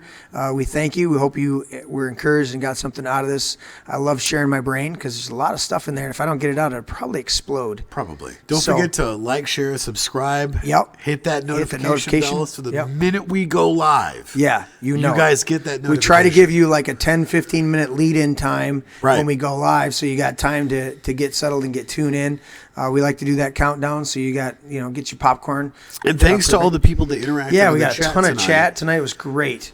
Go out, tag some people in this, share it on social media. Absolutely. If you guys like the content, don't be afraid to go through and throw it out there and tag some people and be like, hey, look, these guys had a great 2-hour conversation. Yep. Listen to the whole thing because there's probably going to be something nuggets in there for you. Yep. Absolutely. Sometimes it's amazing what people pick up on. All right. And you go, wow. I just kind of glanced over that, didn't think it was a big thing, but you picked up on it. Before we close down, I have to give a shout out to my Pepper Potts, Becky, co-host of the Survivor Girl podcast. Absolutely, Becky's a sweetheart. She said the best line from the last live one that we did, talking about love, was, it's not like throwing a hot dog down a hallway. So I have to give Becky a shout out for that. Thank you, Pepper Potts. Love you to pieces. You make me a better person. Yeah, absolutely. Absolutely. And so with that, I am Jeremy Scott Gibbs, Mr. Tony Bradley, and we are out. And you get to see our new intro, or our new outro. Outro. Hit it. Hit it, Nate.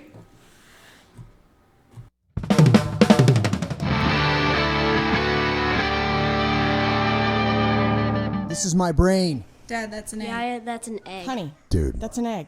Seriously. Yeah. That's an egg. It's a metaphor. Yeah, but that's an egg. That's an egg. All right, Jeremy, I hate to break it to you. That's an egg. I know my brain is not actually an egg, okay? It's a metaphor. Metaphor or not, that's not your brain. It's just an egg. Una cerveza para mí. My egg is my brain. It's still an egg. Can I at least have some bacon, maybe some sausage with that egg, though? Oh, I want some bacon. I don't know, man. I'm not good at this shit. I want crepes. Okay. Can I have some bacon and pancakes with that egg? I'll take it with scrambled eggs and cheese.